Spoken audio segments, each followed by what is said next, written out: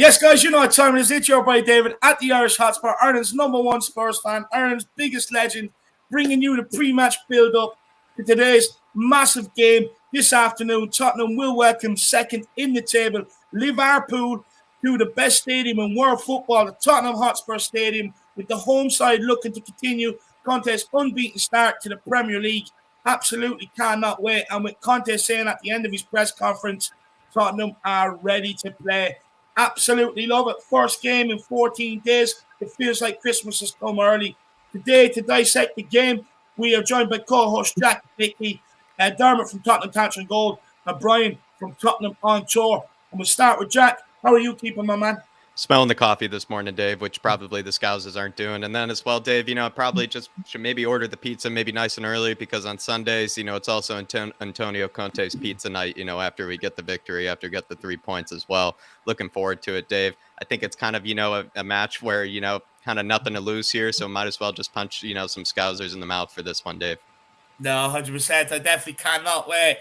Dermot, how are you keeping, brother? I am fine. I got the pizzas ready. I got the garlic bread ready. I had a dream that we beat Liverpool 2-0. Kane will get 2. Come on, Spurs, make my dream a reality. Absolutely love it. Absolutely love it. And Mr. Daigle, how are you keeping, my man? Yeah, I'm good. As always, when I come back onto this channel, it's home from home. So I'm like Jack. I woke up today and I forgot I'm back on UK time for the time being. So 4:30, so long. Normally I wake up, it's Tottenham.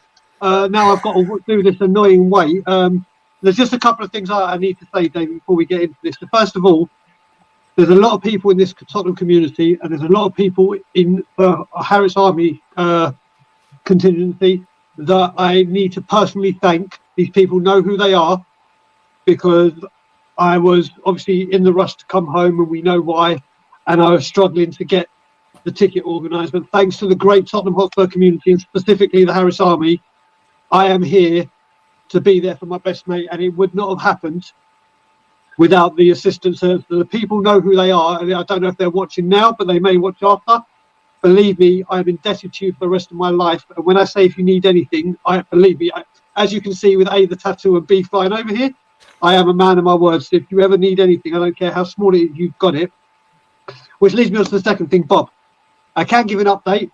The update I'll give you is, thankfully, he has been moved to Milton Keynes. Anyone who saw me on We Are Tottenham TV, he's moved to a different hospital. And it was Milton Keynes is a lot further away from me and Kim. Like Harlow, it was 10 minutes from Kim. This is like an hour and a half drive one way.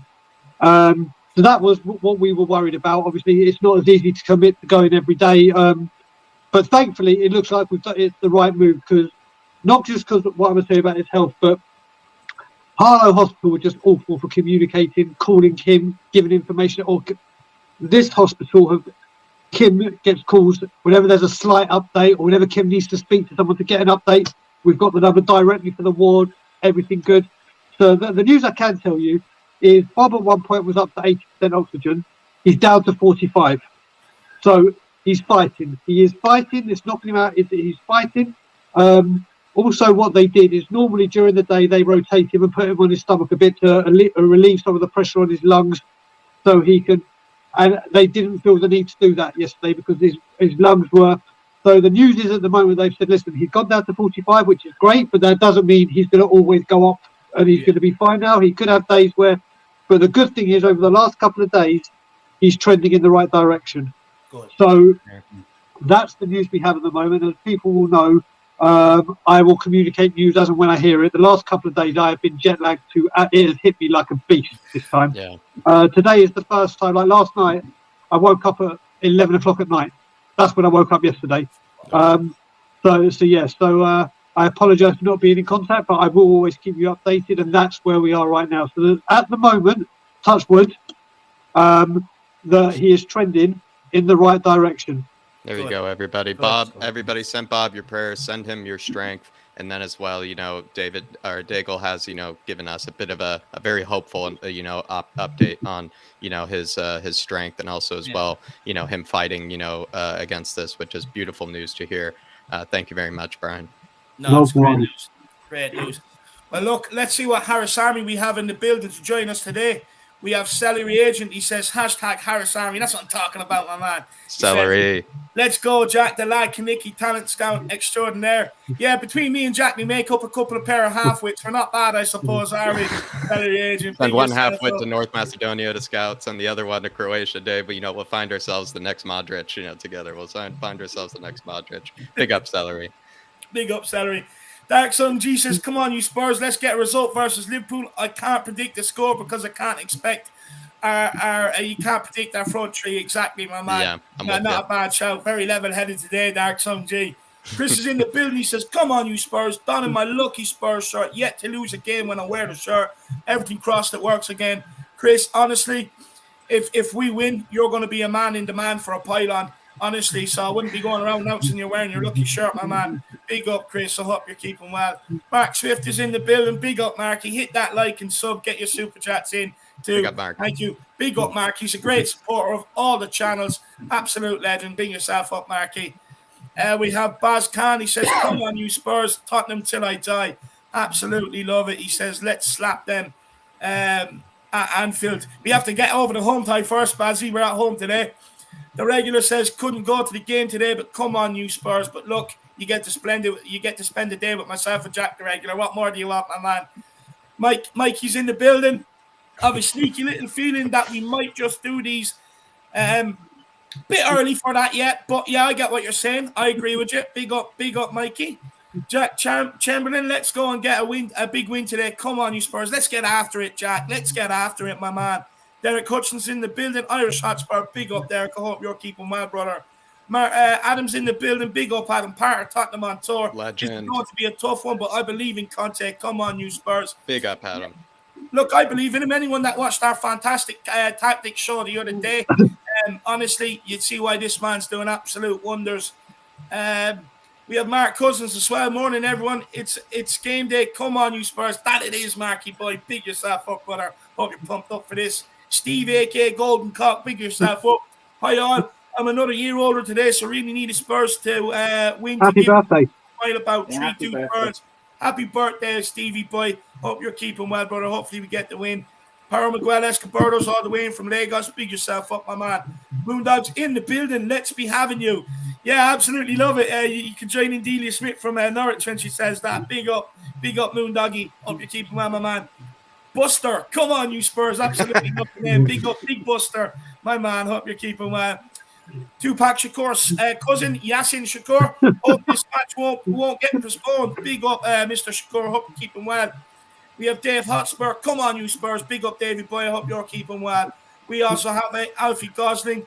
Lead Army 2-1 Tottenham. Son and Lucas. Merry Christmas, everyone. That's what I'm talking about. Big up, Alfie. Big up, Alfie Boy. We have Shane Fleming. As Liverpool fans go, he's actually reasonable. He's a good lad. I like Shane. All right, Bug Man, no tears yet. Not yet, Shane. Not yet, my man. But they very well could be happening there. I mean, I'll be honest, I absolutely hate your club. Hate everything about it. I hate all the decisions that Bar gave you when you won the league that time. I hate the penalty decision you were given in the Champions League final with through in the game. But Shane, you're a good man. So big up, Shane, and I hope you're keeping well. I made the best team win today. And look, if we get played off the pitch, I'll just hold my hands up and admit it. But what I don't want is any controversy from that Bar looking.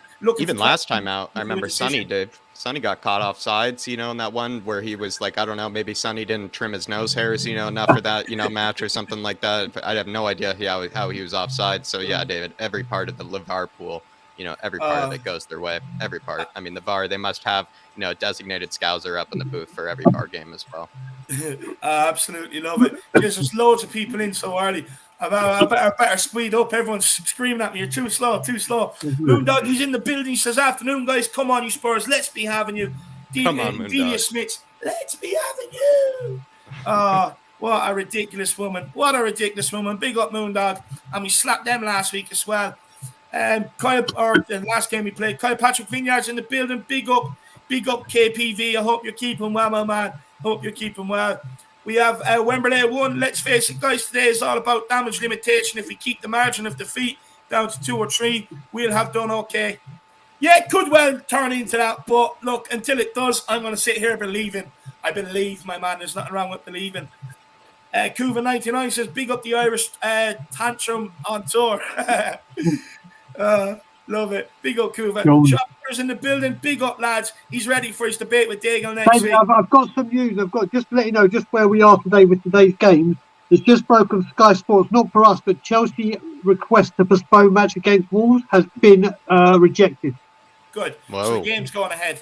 Love it. Yeah. All games will be going ahead by the looks of it. They want the festive money. Absolutely love it. It means we can get the game in. Big up Sean Butler. I absolutely want to say, love the shithousery the other day, clipping yourself and sending it to Daigle. That was quality. That was. I was at the. I tell you what. I was at the airport. I was at the airport trying to check in, and that came through. And I was just like, oh no, I think I had checked in. I was just like trying to get through security. I was like, he's a great guy, Sean.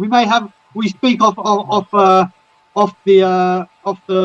streams. He's a really, really good guy. So me and him are polar opposites apart on the thoughts. But that's the thing, is having people, it goes to show with all this leave in, leave out, people can actually chat about it with no fucking, you're an idiot, and all this Twitter nonsense. He's a good guy, Sean. Fair play. He's a role model for it, seriously. But also, you are as well on the other side as well, Brian. Yeah. But hopefully, you were able to get through. But hopefully, you didn't just drop all your bags in security. That's what I like about what Sean done. What I like about what Sean done, it's friendly banter. Like there's other people out there, that do it to try and just have digs at other people. I mean, just concentrate on what you're doing. But Sean does it in a good way. It's banter. Exactly. Love it. Moondog says, sending love to Bob Spur. Big up, Moondog. And Cody Mack also, he says, good morning, everyone. Bob, never far from my thoughts. Big up, what's up, Cody? Well, I couldn't agree more with you there, my man. Boomeroto, it's good to see you in, brother. Kais. Big yourself up. What a legend. Who else have we got here? We've got Colin Turner in the building. Why all the negativity? Pick a team to do a job with the players available. I think we can nick something from this game. Colin, speaking from my hymn sheet, my man, absolutely love it. We have Keith Edwards in the building. I hope we don't defend for 60 to 70, as we might not have the legs. A draw will do. Yeah, look, I'll take a draw. I think it'd be a draw would be a good result for us, to be honest. Crypto Pritch Gaming, great lineup today for the Harris Army. Come on, you Spurs. It is, my man. It is. Big yourself up, brother. Gaguma's in the building with us. Big up, Gaguma. Hope you're keeping well. We also have Tommy G. Big up, Tommy G. Pray for Bob Spurs. The Jury guy said a very nice message on We Are Tottenham TV, unlike some others. Fair. I didn't see the message, to be honest with you. Didn't see the message. Joey's a great guy. Joey's fantastic. Jack Merry, 1-1. I'll take that, my man. I'll definitely take that. Alexander Hilton says hi. Big up, Alexander Hilton. Hope you're keeping well. Paddy Harnett, big up, Paddy. I hope you're keeping well. The man behind the videos, the video that was compiled for Bob. He says, as much as I want to win today's game, I honestly can't see it happening. Our midfield will be turned over. Look, we're up against it. There's no doubt about that, Paddy. Rasta Country says, stay safe, everyone. Come on, you Spurs. Come on, you Irish Army. Come on, you Flat Cap Army. Joseph is in the building. Let's go. Come on, you Spurs.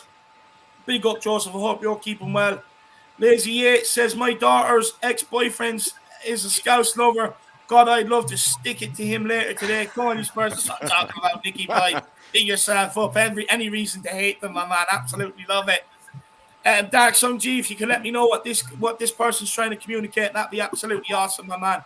Big yourself up. I think it'd be Merry Christmas with the Christmas trees either side.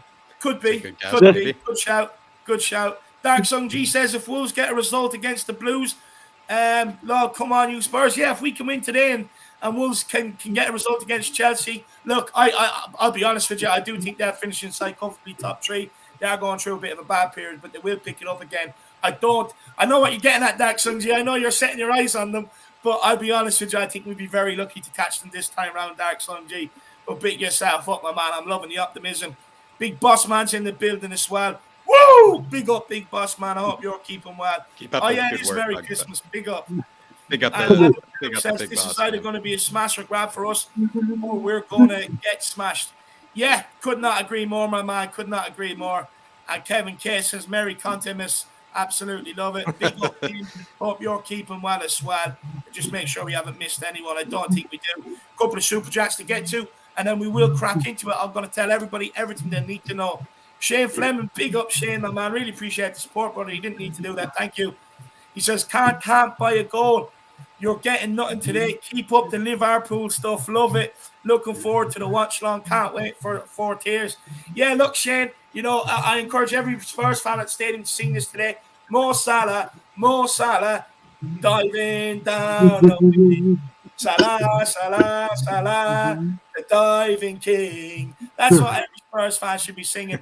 Not more Salah running down the wing. It's diving down the wing, Shane. Now, look, there probably will be a few tears shed, Shane. You know how much I hate Liverpool, you know. But look, it's all in good banter as well. It's all in good banter. Why not have a bit of rivalry going into the game, Shane? Anyone of you want to send out a message to Shane, the Liverpool fan? Just get ready to be disappointed later. That's all I'm going to say. You're going to come, we're going to roll over you. You're going to be going back to Liverpool, crying into your little scouse bag and wondering what hit you, because the mighty Tottenham Hotspur is going to bullet you out of the way. Oh, I love it. There's one thing after that. I mean, I'll tell you my score prediction when we get to that part, but I actually think we're going to win today. And the reason I'm going to do this isn't because, we're fit, we're ready.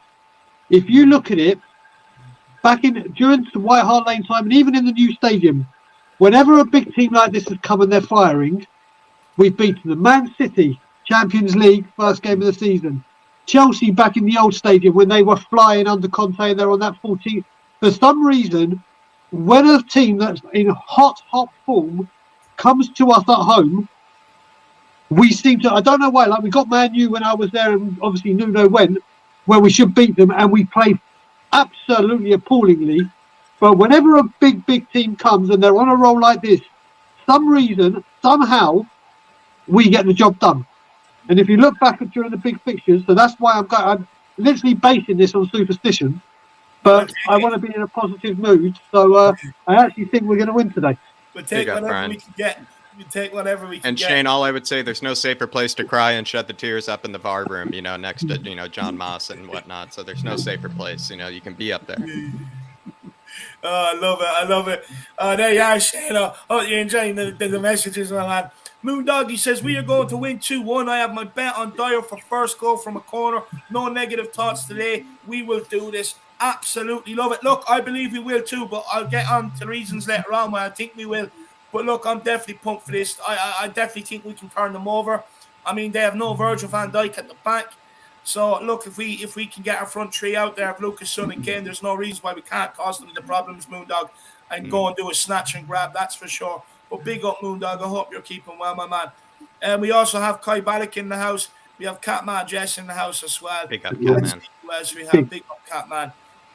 Dark Sun G says, yup, Merry Christmas is correct, Brian. Nice guess. I should get a prize.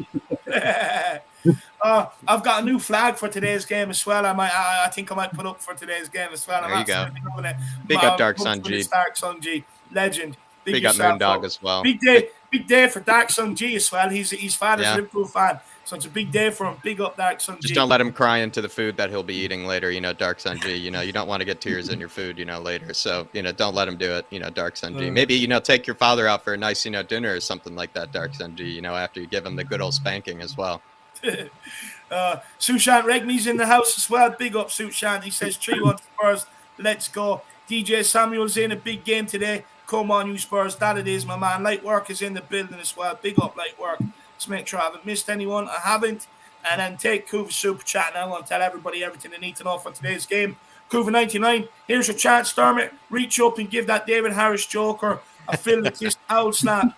Show him who's the real Ireland's #1 Spurs fan. Woohoo. First of all, before we let Dermot in on this, Matty tried to be Ireland's #1 Spurs fan. He settled for number 1.5. So look, there has to be a number 2, and that's got to be Dermot. He's coming along after. It's got to be Dermot. I'm sorry, but he's not a bigger Spurs fan than me. I'm coming after you, David. I'm coming after you. Look, if I'm 1.8, I'd be happy with that. But you are the #1 Irish fan. But I'm coming for you, Mr. Harris. I'm coming for you. No, look, I'll always be Ireland's #1 Spurs fan. That crown will never be taken from me. Never, ever. Big up, Kuva. No, nice try, though, Kuva, but it's never going to happen. I am Ireland's biggest Spurs fan, my man. The Irish Tantrum Gold. Big up, Kuva. Big up, Kuva. Big up, Kuva. Of course, makes the other half of Mr. Dermot's channel here. Well, the other third of Mr. Dermot's channel, along with Philip Tiss. Philip Brady, let's shut those arrogant scousers up. That's what I'm talking about, Philip. My man, absolutely love it. I hope you're buzzing for today's game. Potomac, have a feeling Kane's going to score. I'm not even going to comment on the guy today, because if I don't comment, he might do the business. That's the way I see it. But big up, everybody. Everybody, make sure we already have 154 in house, only 24 minutes in. Absolutely insane. People are revved up for this game. I'll be honest, I thought half years would be dragged across half the country doing Christmas shopping, holding bags for your partners, but you're not. You're here tuning in, so you're doing something right. You must have got it done early. But everybody, make sure you smash that like button. Make sure you absolutely obliterate that subscribe button.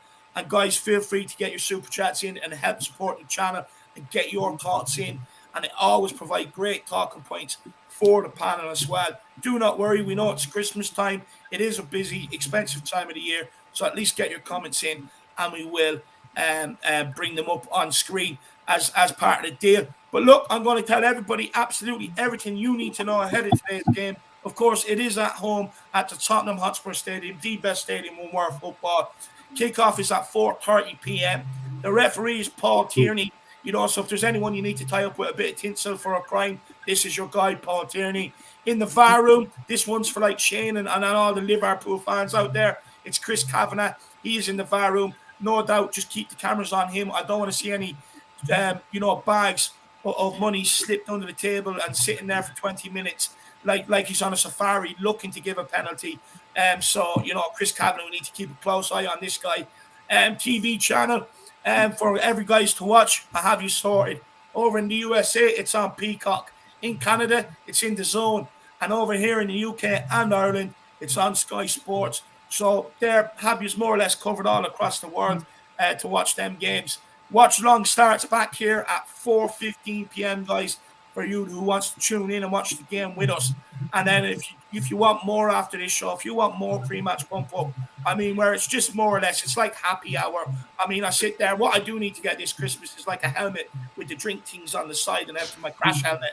Because honestly, we just get so excited over there on the last hour on the build up to the game. So make sure you do follow me over there to Tottenham TV for the pre-match bump up.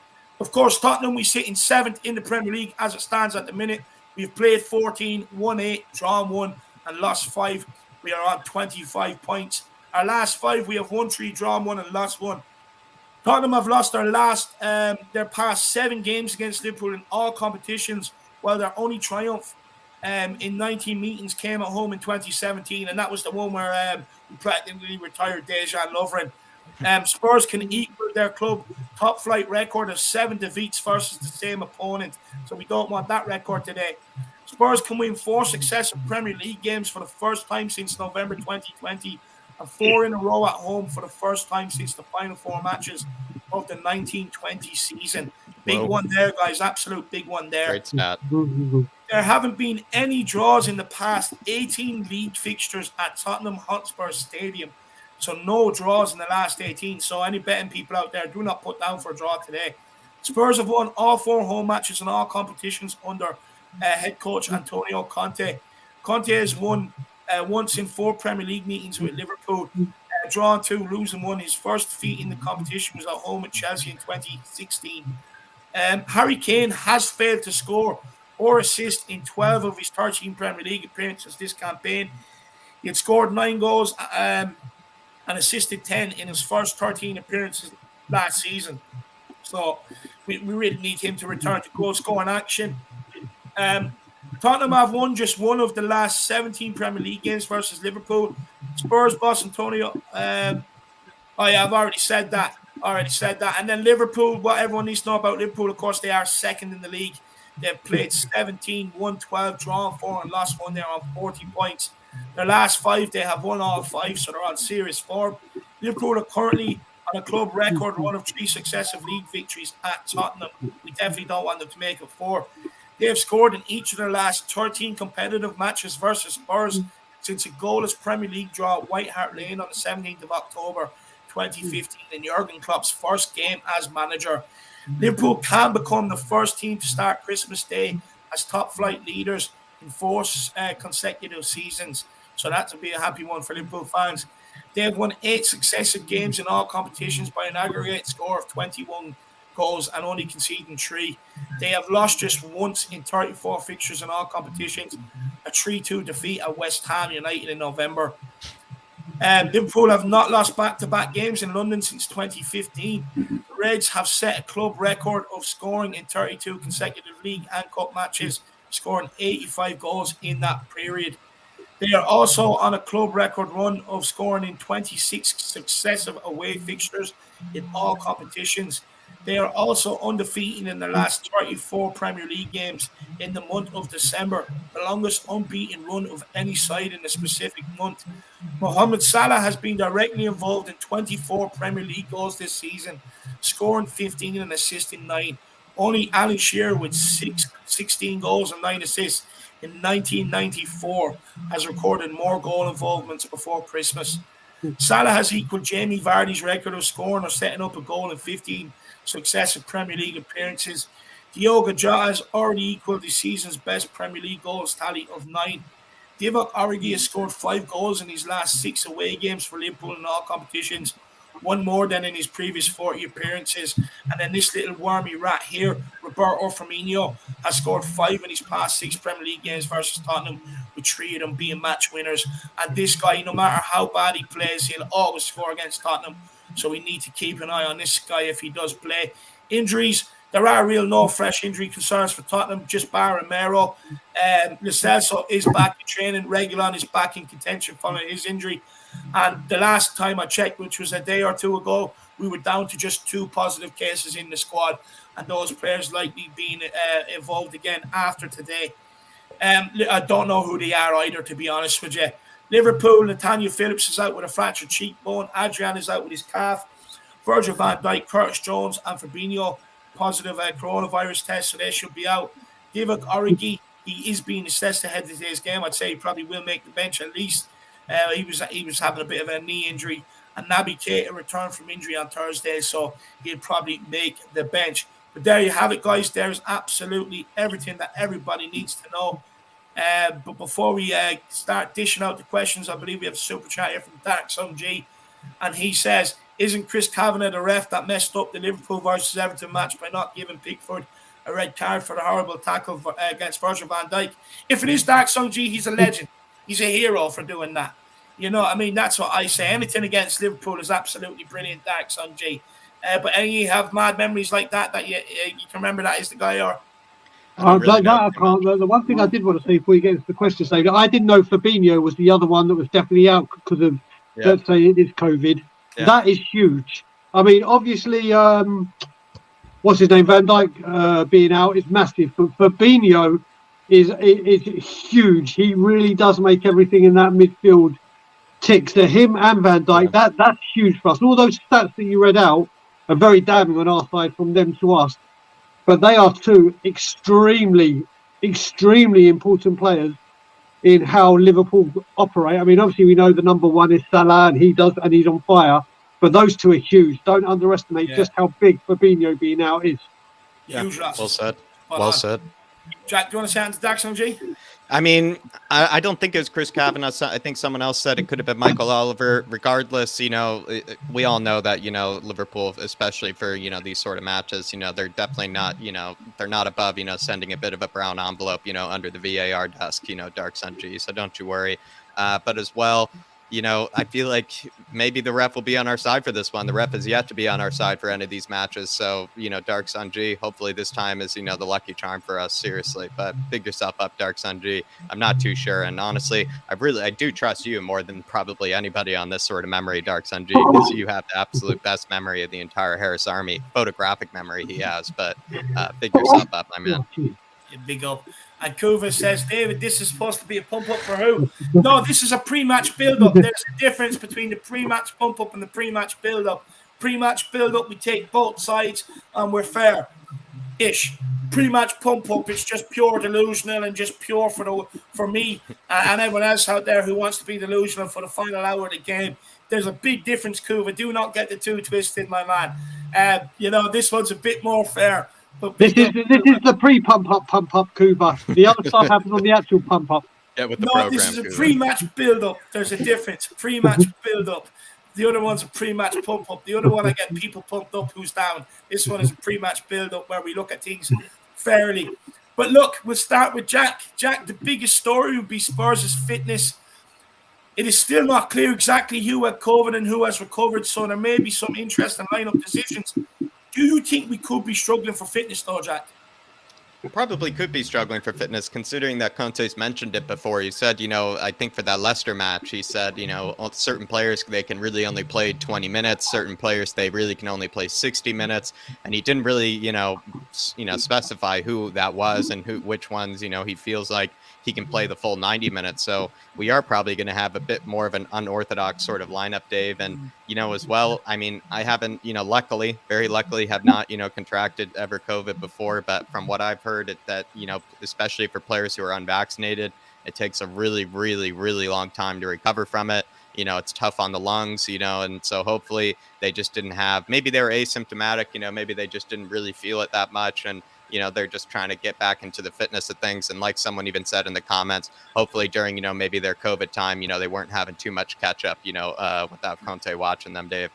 So, yeah, maybe they will be struggling a bit for fitness. Maybe they will kind of, not be in their best sort of gears. But, then maybe that relies on Antonio Conte to pick the right sort of players that he knows will be up for this match. He knows will be fit enough for this match. He knows will give their all for this match. So hopefully he's had enough opportunities to see which ones are ready for war and which ones aren't, Dave. No, absolutely love that. Absolutely love that. Dermot, same to you. Do you think we will have fitness issues coming into this, or do you think that even though they did do a bit of home training and then we did open up the training ground and let them come in and train like that, do you think that maybe it's not really too much of an issue, that you might actually see us be a bit sharper? I think so. Having had it, I can actually say it does knock the stuffing out of you. It really knocks the stuffing out of you. And these players that are coming back will struggle, but I think it's an opportunity for the rest of them that haven't got it, that have done the home training and then training. It will make them a bit sharper, and we will come out all firing today. Because I think it's been 14 days since our last game. They'll be up for it today, and they'll be eager for it. So yeah, I think we will. I think we'll be a lot sharper, fitter, and Conte has more chance to get his thoughts across what he wants us to do as well, which is interesting. And Brian, for you, do you think we will be fitter, or do you think we'll lack fitness? So there's two ways of looking at this, and I've been trying to look at it. Is fitness going to be an issue, or is match fitness going to be an issue? And I think fitness-wise, listen, whenever we recover from anything, it takes a little while to feel full strength again. Obviously, like Jack, thankfully, no, I haven't had COVID, so I can't even begin to comprehend what the recovery is and how bad you get it.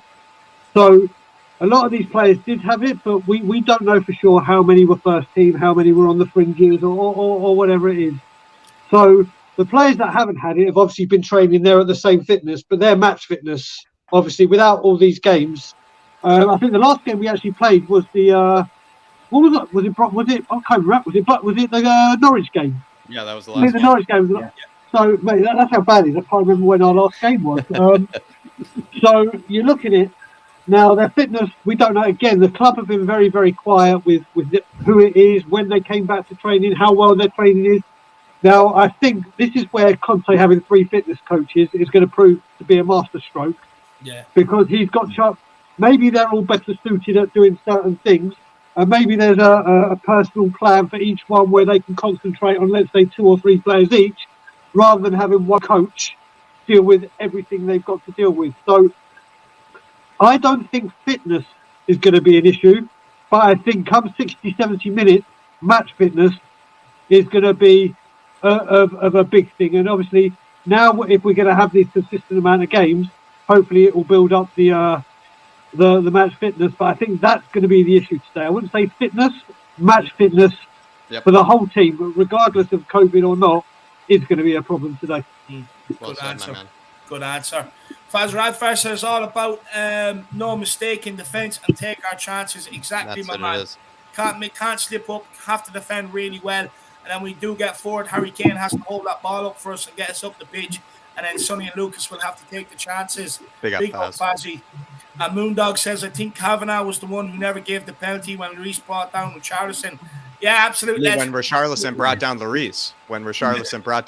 That's what it was. I mean, seriously, that guy, Dave, not only did Richarlison, not score that game, but he also was able to walk away with the medal for, the 30-meter dive as well, from the platform. But seriously, that guy, I don't know, David. I wanted to get on a flight all the way to Merseyside, just to take a look at that guy. Because seriously, I mean, what a buffoon.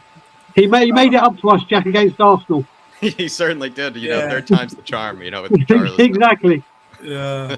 Big up Moondog. Big up Moondog. Another one with an incredible memory. Absolute legend. Big up Moondog. But look, we'll go back to you, Jacko. Antonio Conte is old school. He knows every trick in the book and is streetwise.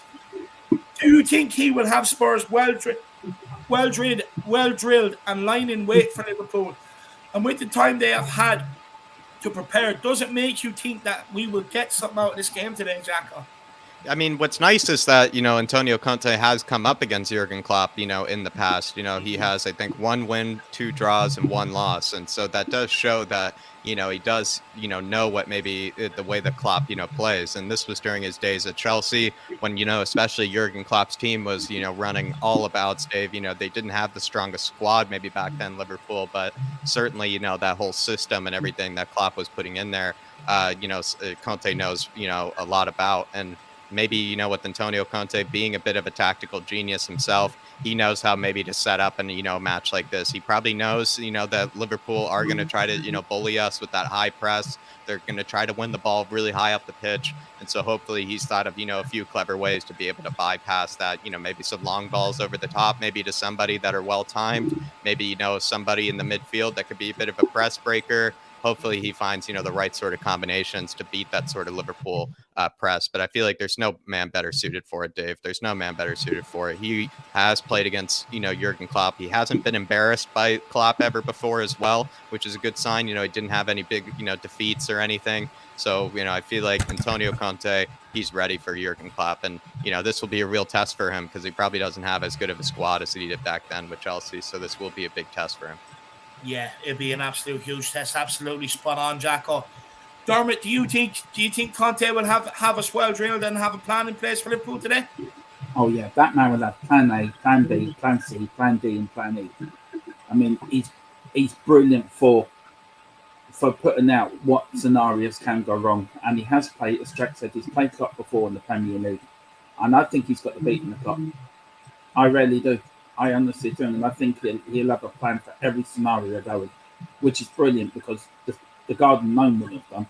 He'll just have plan minus A and backwards, but Conte will have every scenario, so which is great as well. So yeah, I do. I think he'll have 3 or 4 plans in place. I hope so. Look, we all know he likes to plan. He likes to plan absolutely everything. So he does. But Brian, what do you think that plan might be? So, as we've all said, and as we look at it, Conte has come up against him 4 times. It's an okay record. He's won 1, drawn 2, lost 1. Look, I think there's a lot of managers will be very, very happy with that kind of record against a rampant Liverpool over the last few years. As you were saying, the good thing with Conte is finally we've got a manager that has plan A, plan B, plan C. He knows what to do. He's not scared to make changes during the game, early stuff, whatever. So if we look at it now, I know we're only talking Brentford, Norwich, and obviously the Everton game we're forgetting, Leeds we saw it a bit. You've actually seen a style of play being built up. You can see, okay, this is what we're trying. There's actually an understanding. When we watch a Spurs game, this is what they're trying to do. This is what they're doing. Okay, they're letting pressure on, ready to counter attack, or they're high pressing, and you can see the certain way they're playing the ball through skip or whatever. So he's got that side. That's the first obstacle dealt with. We've actually got a pattern to play. The team look organised. That's the number one thing. So with an organised team, at least you know what you're doing, and everyone knows their route. Now, obviously, the dark arts come into football, and he knows all of them. He knows every single one of them. I think the main trick he has up his sleeve is literally having the Spurs squad organised. And recently, let's face it, over the last bit of time, any club that we play, we've had no idea what we're meant to be doing. Until Conte has walked through the door, let's just say, after the Crystal Palace and Liverpool game against Mourinho last season, up until like the last few games, we have not understood a single thing of what we're doing. As the great Bob Spurs said, there's no identity, no clear vision of what we're trying to do. And I think the biggest thing he's done is obviously we can now see that. We probably would have seen a lot more of it if these games had been played, but for obvious reasons they haven't. So I think the main thing we've got to remember, and I wouldn't even say it's the way, the main thing is he's got the team organised. So he will be telling them this week, if they're listening to these instructions against these teams, he will go in, I would imagine, a bit harder, saying, listen, this is Liverpool now. You stick to this every single letter of what I'm saying is what you do. Don't worry if it comes there all on top of us. Eventually, it will come. That we just keep doing it, and I think that is the main thing. If it had been before Mourinho or Nuno, I'd have been like, oh my God, how the hell are we going to do it? Just roll over as much as you can, kill time, do whatever. But I think the main thing is we're organised. And now he's had extra time to do it. Hopefully we'll see that shape again. No, absolutely spot on. I hope so. Jack Darkson G says, to be honest, I think we are lucky. Imagine if we were in the same situation, but we beat Man U. They sacked Solskjaer and got Conte while we have Nuno versus Klopp. Oh, my God. Oh, that sent shivers down my spine. Dark Sun G, seriously, to have Nuno coming up against Klopp as well. I mean, not only would we never get the ball, but also it would just probably be so deep in our own half, the same time as well. Because, I mean, I'm fine to defend in our own half, with maybe Antonio Conte at the helm. I'd be fine with that. Really, it's like Brian said, it'd be nice, to have a bit more organization.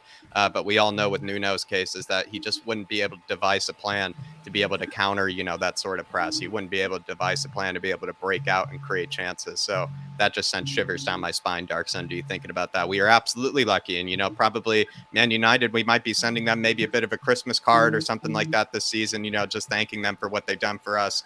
And, bringing in the Don, the second coming of Christ himself, Antonio Conte, into the building. So you're absolutely right, Dark Sun G. We are lucky, and we know we've been lucky, and we'll continue to thank our lucky stars, for maybe that sort of defeat that Nuno, gave us against Man U. Big up, Dark Sun G.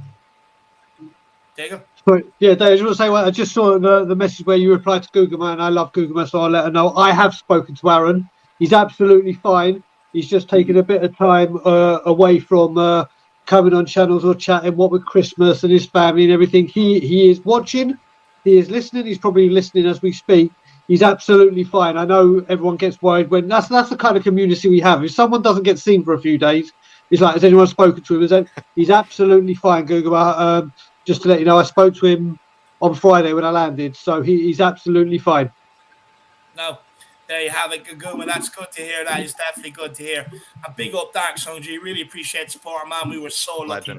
So lucky we got Conte, because if he would have went into United, he would have turned United around to probably title contenders 100%. So we're very lucky we got him in when we did, Dark Sonji, and that we pulled the plug a bit quicker. Kuva99, a big up, Dark Sonji. Kuva99 says the Dark Arts is mentioned. Jack, let's out a grin.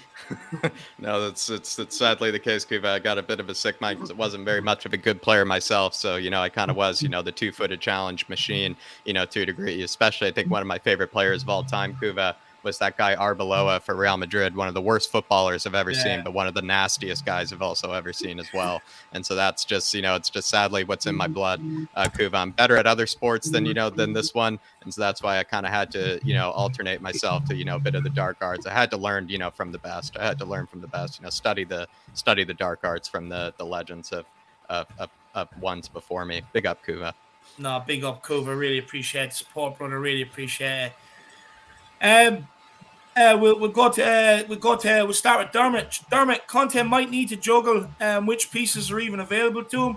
The squad depth will certainly be tested over the next few weeks. Conte has stated it is a big opportunity for his fringe players to shine. Last time out versus more players like Ali, Tanguy, and Ndombele and others really failed to impress. But because of COVID problems, do you see any of these starting and potentially playing better this time when the pressure is on? Probably, yeah. I would agree with that. I mean, they've got to put an improvement. They've got to show they want the shirt. They've got to show an improvement. So yeah, to that question, Dave.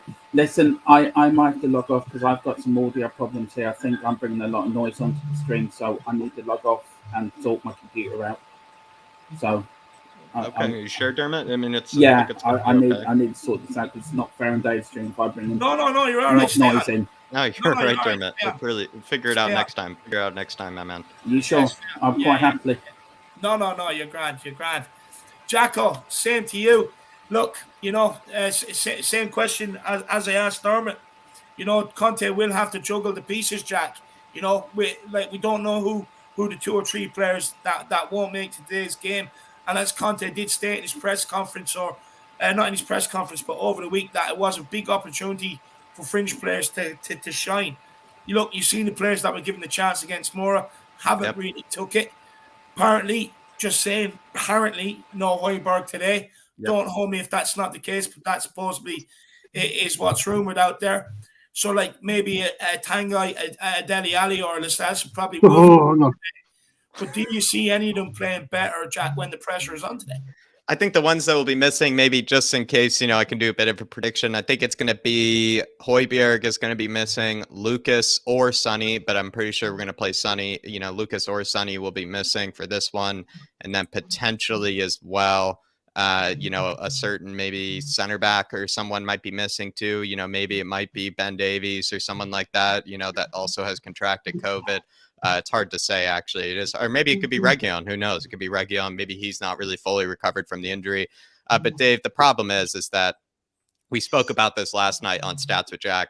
Missing players like Højbjerg, especially, are really, really, really tough because we saw how much that guy brings to the team. We saw how much, he helps out the team defensively, carrying the ball forward, passing the ball forward. And when you put in players like, Harry Winks or Tanguy and Ndombele, instead there, it's just a recipe for disaster. You're asking them to do things that they just simply cannot, things that also simply they won't do because they have the worst sort of attitude on the pitch as well. So I don't know, Dave, it's really difficult because some of these players, they can't, have any sort of good moment against the likes of, a Slovenian third tier side.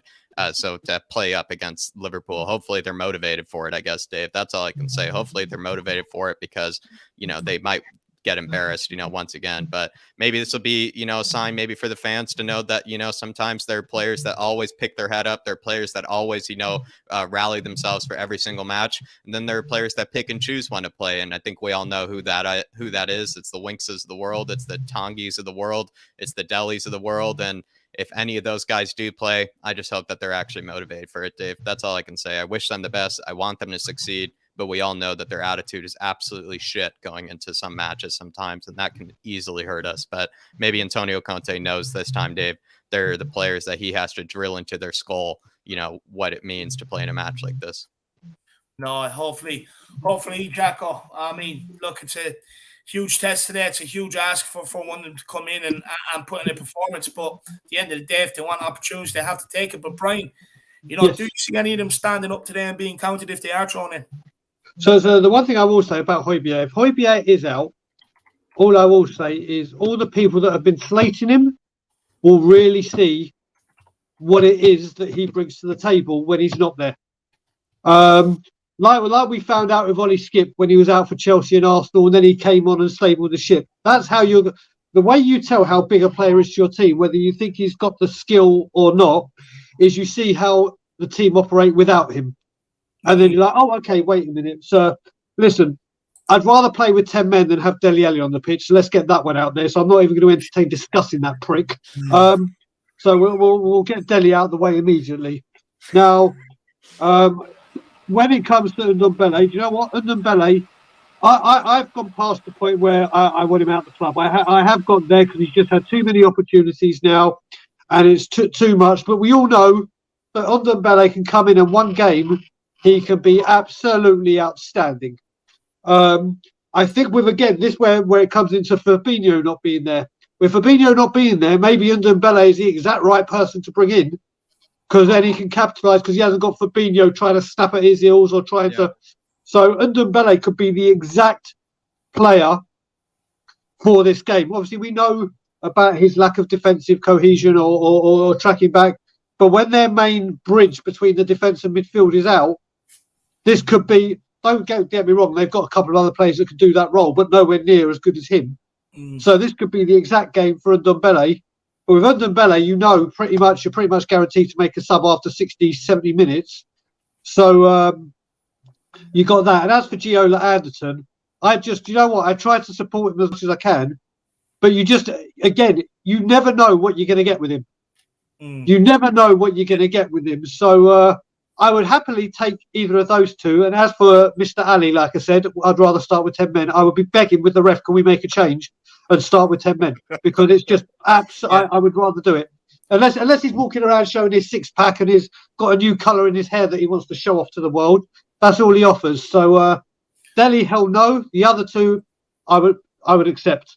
Yeah, For Dele me- would rather show up for GQ magazine than he would rather show up for his own club. Exactly it, Jack. True. Exactly it. It's the truth. Look, for me, you know what I mean? I was thinking last night, I was thinking maybe Harry Winks, but I wasn't thinking straight. Where I'm at with it today is look, Dele Alli, yeah, he may work hard, but he's not good enough on the ball. If he does a flick or a trick rather than a simple 5-yard pass, it could end up leading to us being exposed. You bring in Ndombele, yeah, maybe on the ball, perfect. We're not going to have a lot on the ball today. So for me, defensively, he's not going to be good enough. And with him not pulling his weight in that midfield, it's too big of a position today, especially in that midfield, to have someone like him who may not pull his weight. So me, on that basis, I wouldn't put him in. Winks, write it off if he plays, not going to win the game, not even going to compete in midfield, and we'll get slapped about. I'd accept Winks over Ali. Oh, no, but the next option I'm going on to is Lo Celso. And for me, I think he's the best one to put in there. And the only reason why I say that is purely because he will work. He will get stuck in and make tackles. Yeah. The problem is he doesn't want to take care of what he's doing on the football. But to start with, just to get in maybe Thiago's face, because he is their most booked player, out of the options we have, I'd be putting him in. Now, don't get me wrong, I don't want to see any of them in there. I don't want to see any of them. But just like defensive-wise, I'd rather have Lo Celso in there because he will take someone out. Harry Winks won't. And for me, it has to be a toss-up between them two. But look, we'll see what Conte will do. But Moondog says, I'm off up to the cafe for my pre-match meal. Keep well, guys. And we will see you all after our 3 points and my 280 dire win bet as first scorer. Absolutely. I have to say, I was kind of just typing a message to someone. I thought that Moondog just said he's going out for £280 pre-match meal. I was about to say, that's some goddamn meal. I was going to say, the guy must be fucking eating lobster. Exactly, man, exactly. And oysters and all that. Big up, Moondog. You're going to enjoy that meal, my man. Let us know what chaps like you eat pre-match, my man. Big yourself up, Moondog, and go and enjoy it. And I'd love that bet to come in for you. And Dark Sun G says, lol, Blues have 6 subs available today. Sad for the Blues. Oh, yeah, cry me a river, Dark Sun G. Cry me a river. You know, the amount of money they have at their expense, the amount of youngsters they have loaned out all across Europe. Oh, they only have 6 subs today. Poor Chelsea. It really is Christmas, though, when you think about it. You know, Chelsea not being able to fill the bench and all. It's great for us Tottenham fans. I mean, in Man City's case, I mean, what is it like? You know, they'd be like, oh my gosh, you know, we have to play Zinchenko and like things like that. It's just like, it really is just sad, you know, how privileged some of these other teams are, you know, how deep their squads are. I mean, I don't know, Dave. I mean, it's nice to see them be humbled, like you said. It's nice to see them be humbled to a degree, you know, to realize what it's like to be like every other club who doesn't have the resources that they do when it comes to a bench. Yeah. Oh, stop. But big up Dark Song G. But look, we'll keep it moving, guys. We'll go to you, Jacko, with this one. Tottenham have not played since December 5th and will play for the first time in 14 days after the COVID outbreak, which struck down 9 players, compared to Liverpool, who have played over the last 2 weeks. Jack, who has the biggest advantage going into this game?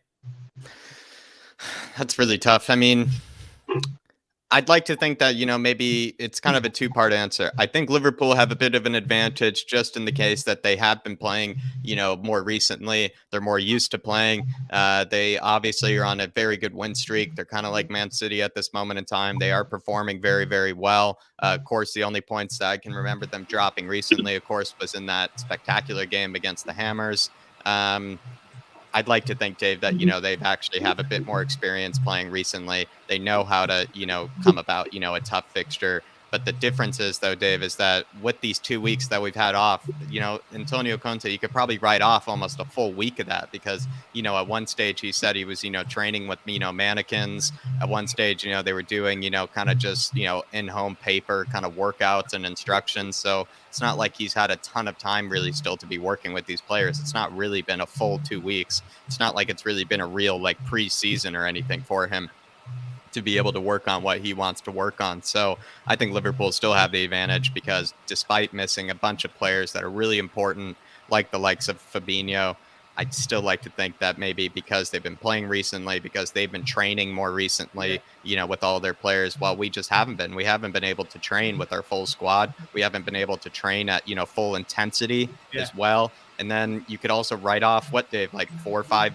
days when, they weren't even at the training ground and weren't even really able to work on anything at all. So I think Liverpool, unfortunately, do have the advantage in that regard, to answer your question. Yeah. Do you know what, Jack? I'd look at it a bit differently. I would say maybe we I want you to. Yeah, I reckon, to be honest with you, Jacko, that we have the advantage. I mean, yeah, they have match sharpness and that, but surely they'll be a bit leggy, and just hopefully we can take advantage of it. But look, Brian, same to you, my man. Who has the biggest advantage? We haven't played since the 5th, which is 14 days, 2 weeks. Liverpool have played over the last 2 weeks. Who actually has the biggest advantage going into this game, bearing in mind that it's usually a busy festive fixture, and Liverpool have played theirs, we haven't?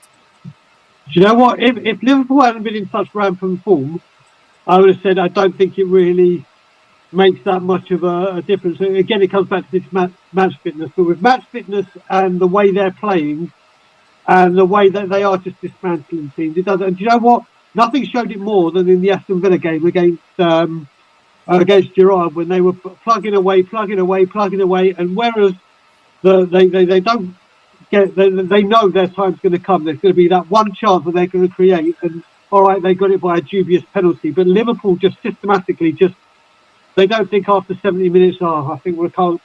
So their form, I think, is going to only their form gives them the clear advantage, but only because they're on such rampant form and that team spirit that keeps going. But then you look at players like Jota, who are absolutely tearing up threes and being absolutely sensational. But the good thing on our side is obviously, like we said in the previous question, the organisation that Conte has got us going is going to be refreshing to see how we organise and how we come out for this. The thing we have to do, and we say this pretty much with every single game, we need to come out fighting like we did in the Premier League. We have come out, and normally we've had a corner or a shot on goal within the first minute and a half. Now, obviously, I'm not expecting that against Liverpool, but we need to come out fighting like that and say, yeah, we've been out for a couple of weeks, but we ain't mucking about. Yeah. But when it comes to the advantage, I think just on form and the morale that's setting, you just have to give it to Liverpool. Interesting. That's 2 for Liverpool, 1 for Spurs. I think I know where the other guy's going to go when I get to him now in a second. But everybody, over 200 people in-house, make sure you smash that like button. Make sure you smash that subscribe button, guys, and get your super chats in to help support the channel. And they're always lead to great talking points, and we'll start giving them out to Brian, Jack, and Dermot to answer as well. So feel free to get them in and help support the channel. But Dermot, who do you think has the bigger advantage? Tottenham, who were rested, or Liverpool, whose legs might be just a little bit heavy today? Who do you think? Tottenham Hotspur. Of course, we've got the advantage. Them Scousers they're a little team. They won't bother us today. We're going to bowl over them like a bullet train. And I've actually got a predicted lineup if you want it, Dave. Go on, shout out. Today's game. Luis in goal. Tatanga, Dyer, Sanchez, Royal, Winks, Nombele, Senegan, Birdwing, Lo Celso, and Kane. Who's that from? That's actually from the Evening Standard. Oh, yeah, I don't know about but that's just a bit of more fumble Winks and it more to wind you up a little bit, see what you bite and Winks more than likely. But and if that's Cuba that's text you, tell him to stop, because I'm in the middle of pumping up for the Liverpool game. I don't want to be wound up today. But no, we'll win today. I mean, we're rested, we'll be firing to go, and we'll roll over Liverpool. I just Liverpool be too heavy legs, and with their players out for COVID as well, no problem. Oh, I hope so, my man. It's getting closer. The nerves are starting to come now. It's a big game today. It really is. But it's just great to have Tottenham back. It's just great to watch a game today finally for the first time in 2 weeks. So far, and I say so far, we haven't been disappointed to wake up. The game has been cancelled. So hopefully it will go ahead. It does look like it will go ahead. Kaguma says, yes, let's fight Spurs. Happy vibes. That's what I'm talking about, Gaguma. Happy Legend. vibes. That is Legend. what I'm talking I about. want her in my corner, Dave. She just spreads, the positivity for you, especially going into it. Just when you need somebody just to give you that bit of optimism, Goguma, she's always in the right place. She knows this channel gives you the bit of the positivity, a bit of the optimism. No, she definitely does. Big up, Gaguma. I presume you're on the same time as Dark Song G, 1:30 a.m. kickoff for you guys, I believe it is. Gaguma, so big yourself up. But look, we'll keep cracking on.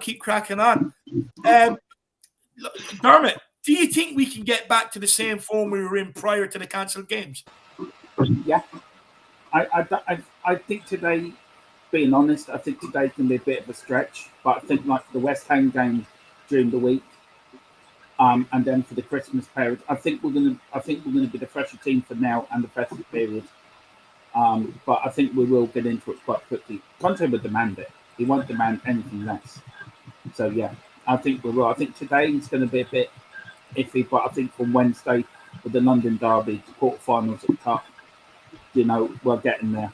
So yeah, we will, and we'll be fresh for Christmas. I mean, Spurs Day. What a great time to have Tottenham back. Your life has meaning again. You've got Tottenham on the telly, few cans, a pizza, garlic bread. What more do you want? Absolutely love it. Exactly. What more do you want? What more do people want? Daigle, do you believe that we can get back to the form we were in? Yes, 100%. I honestly do. Again, this all goes back to Conte. This all goes back to who we have in charge. Forget the games coming up. Forget, as you know, people when they have a good leader and they know what they're doing, not just in football, but in life, it shows. Like we had under Pochettino for those two wonderful seasons. And when you've got that man, he just because of this COVID outbreak, he will not let standards drop. It won't be right. Okay, we'll go easy on you now because you've got this. You'll go. This is the bar that I'm still keeping. I understand you're not well, and that's completely out of our control. But that when you come back, this is what I expect from you. It may take you a little longer to get there, but this is where and all the players will be chomping at the bit to get back to that full because they can see something. You can see it. I mean. Just look again, the back three, what he's done. If someone had said to you at the beginning of the season, coming up to Christmas, these will be our best three, everyone would have said, what the hell are you talking about? So yeah, I believe we can get to that form. And then it's just going to come to a case that we've got to look at. Is it only going to be this game that gets called, that gets played? Because on Monday, apparently the Premier League are meeting, and there could be a break. There may not be, because I think we've heard a lot of the clubs are like, no, let's just play. So we've got to see when these games come and go. We've got to see. And then obviously, which I'm not going to get into, but obviously January opens. And I think everyone knows what I'm talking about when I say January opens. That's where an impact could happen with the players that come in or go out. So as long as Conte is there at the top and has his run of things on the squad, I have every confidence that form will be back or won't be back. It will be where it was. There's no getting back to that. We're carrying on at the moment on a great run of form in the Premier League, at least. And then we see where we go from there. I think it just carries on building. If this had been any other manager, I'd be like, yeah, okay, we had a little run. Let's see what we can do. Let's see how the play. And this is what Conte gets paid the big bucks for. This is what Conte has the reputation for and wins things because no matter what happens, he can adjust, reflect. He can adapt to those situations. And I think he'll do exactly the same with this. Yeah. No, absolutely interesting. Jack, would you agree with Daigle, or are you slightly different that you think we might actually struggle maybe to get back to a bit of the form we were in prior to cancelled games? I think it's hard to say. I think we'll find out right away, and maybe this game isn't necessarily the best case study because this is a game, Dave, where you kind of feel like, any sort of result is absolutely spectacular. And maybe if we don't get the result, I wouldn't really beat ourselves too much up for it because this is, again, a title contending team, and sometimes you just have to accept the fact that they are going to be challenging for a title and they have spectacular players, a spectacular manager like we do. But the difference is some of those things I mentioned before, the spectacular manager we just don't have. And, hopefully it's just is kind of that sort of situation, Dave. And I'd like to think that maybe we can, use this opportunity of maybe not playing many games where, Conte has been able to work on some things, but I don't know. It's hard to tell. I think, maybe getting back to the stage where maybe Romero could come back a bit sooner is actually a good, situation. Hopefully Romero can come back in, and we haven't played very many games. So you think about it that way, having Romero back, having then, maybe Eric Dyer alongside then maybe Eric Dyer, Romero, Ben Davies. I mean, who knows? That could be, the back three, for the rest of the season that might actually do quite well. It's tough to say, Dave. I'd probably like to say that maybe this, time off has actually hurt us, just because I feel like, it's not like Conte's been working on things on the training ground very hard as he would like to. It's not like he's been learning from any sort of game. So any sort of mistakes that we make in a game, he can't just remedy, the following day in the training grounds. He's had nothing to work with. All he's had is, these victories against Leeds, Brentford, Norwich. So it's tough, Dave. I feel like it's just been too long since we played a game, and, it's been kind of a bit halted, a bit kind of stifled regarding any sort of, improvements that he can make to the squad. And I feel like we just need to play a game in order to know what else needs to be fixed. So I think we are at a bit of a disadvantage, Dave. And I feel like the momentum has kind of 2 degrees stopped. I hate to say it, but, once I get to the pre-match pump up later, Dave, I'll be saying the complete opposite, though. Don't you worry. Absolutely love it. Absolutely love it. Paddy Harnett here. And I would believe this is a guy that, when he says things, it usually is correct. Actually, to be honest with you, I don't think I've ever seen him say anything that hasn't turned out to be correct, This to be is honest wild. with you. But Salah, Fabinho, Henderson, Van Dijk, Origi, and Jones all out for Liverpool today. Now, look, he's an expert on Tottenham Hotspur. So, Paddy, let me see if it stacks up later on for the for Liverpool. But look, I definitely don't doubt you. That's for sure, my man. Definitely don't doubt you. If Paddy's accounts are correct here, it's huge. If that's the case, it's massive.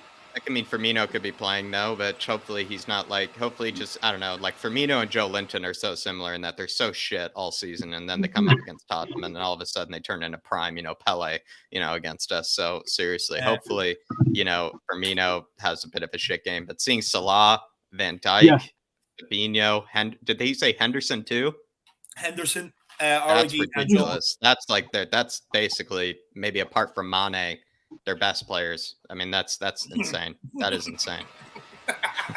You watch Klopp going crying now to the Premier League. I want the game off.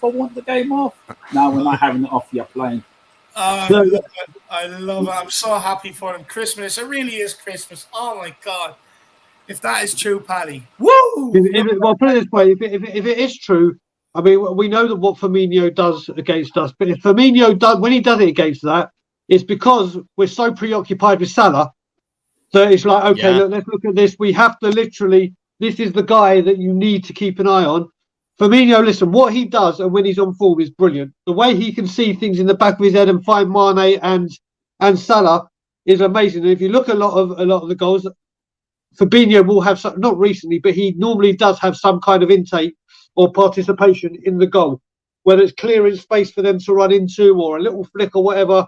Yeah. So him being out is like, if you were to say, that's the spine of the team, basically. If you say Salah, Fabinho, now you add Henderson to that and Van Dijk, that is massive. Yes, Liverpool, I'm not doubting they've got great strength in depth. They've got a quality side. They've got a quality manager that can hurt teams. And I'm not saying they still couldn't hurt us. But if you rip out the spine of anything or anyone, there's problems. Well said, Brian. Well said. So, the spine of the attack, the spine of the midfield, the spine of the defense. Well said. Well said. Absolutely love it. Sean Butler says the Liverpool press is a hard defence to play. If not everyone has 100% fitness, if Spurs are to win, they have to start fast and hit the team hard early. No, 100%. Look, I was doing a bit of research during the week, and I screenshotted something and sent it to Jack about Liverpool's tackling stats. And funny enough, it's all their attacking players that have the highest amount of tackles. And it just goes to show how effective their press is going forward. Yep. Shawnee, so it does.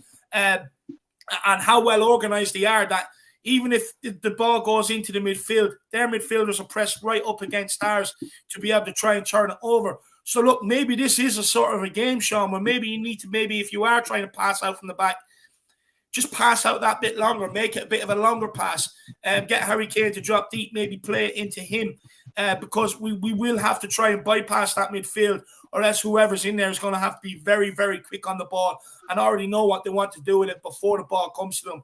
because if not, Liverpool will be in like lightning. It'd be like the Blitzkrieg.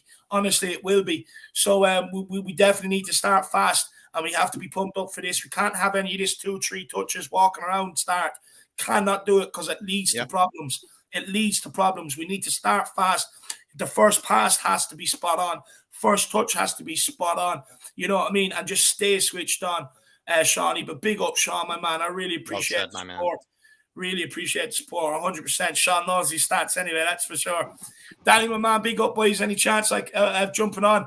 Danny, my man, Daigle did already ask. I thought he'd take it, to be honest with you. But look, what I will say is, Danny, I do have to be off by 2:30. I have a few more questions to get through. And honestly, there's so many people that do want to come on lately. So we're just trying to rotate and share out the appearances. But I will be in contact and we will get you on, Danny. But unfortunately, just today, because I do have to be off by 2:30, I have to nip somewhere quickly before I get back to do the pre-match pump-up, Danny. So I do apologise, but we will get you on, my man. We will get you on. Wayne Bonner, with the super chat, he says, my chip shop ran out of batter last night. Apparently, Conte bought it all for Liverpool, so they knew what to expect.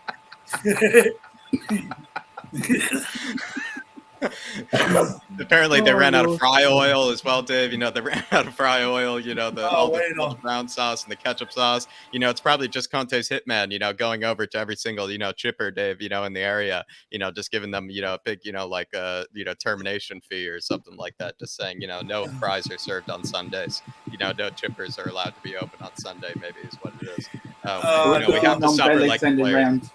Could be non-belly sending around his mates getting all the ketchup from when he gets home. Here, we have a line of ketchup for you on the table and mayonnaise and everything for you.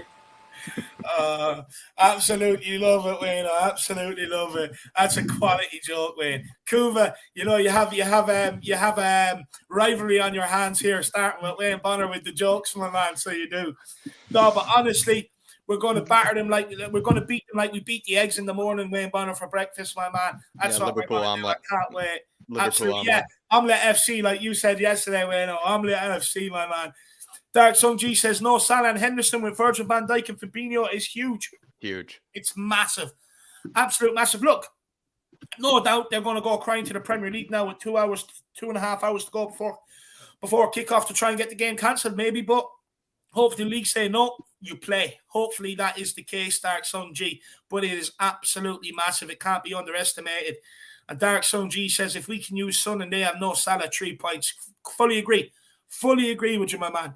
No Salah. Look, you still have Firmino. You still have Mane. But, I mean, you're taking away a bit of the problem. You still have Jota, to be fair. But, I mean, Mo Salah is absolutely lightning at the minute. So, if he is out, that's absolutely huge. Take that any day. We should get the points, my man. We should get the points. Kaguma says, big up to the build-up. Happy you arrived safe, Brian. Thank you, Guguma. I love that woman. She's absolutely incredible. Yeah, I did arrive safe, and actually I managed to blag myself a free upgrade to business class. So I had a wonderful, wonderful, wonderful flight. My first time ever in my own little pod with the food, just incredible.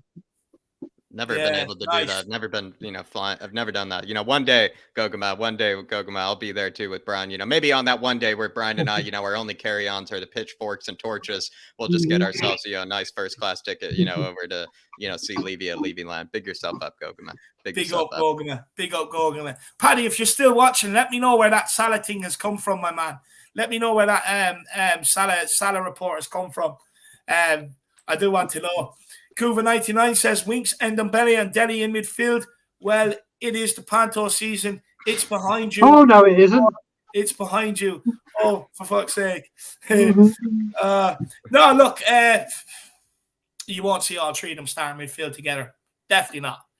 Definitely not. You will not see all three of them starting midfield together. If you do, there's no point in watching the game, to be honest with you, because you're not going to get anything out of it.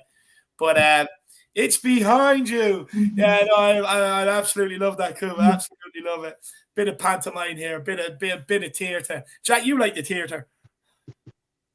Sort of, Dave. Not really as much. God was privileged, enough to, go with the missus, what she wanted to go. At least I have, it's just down the road, for me, and it is, quite nice. But yeah, I'm good with everything, Dave. I'm kind of a cultured man sometimes.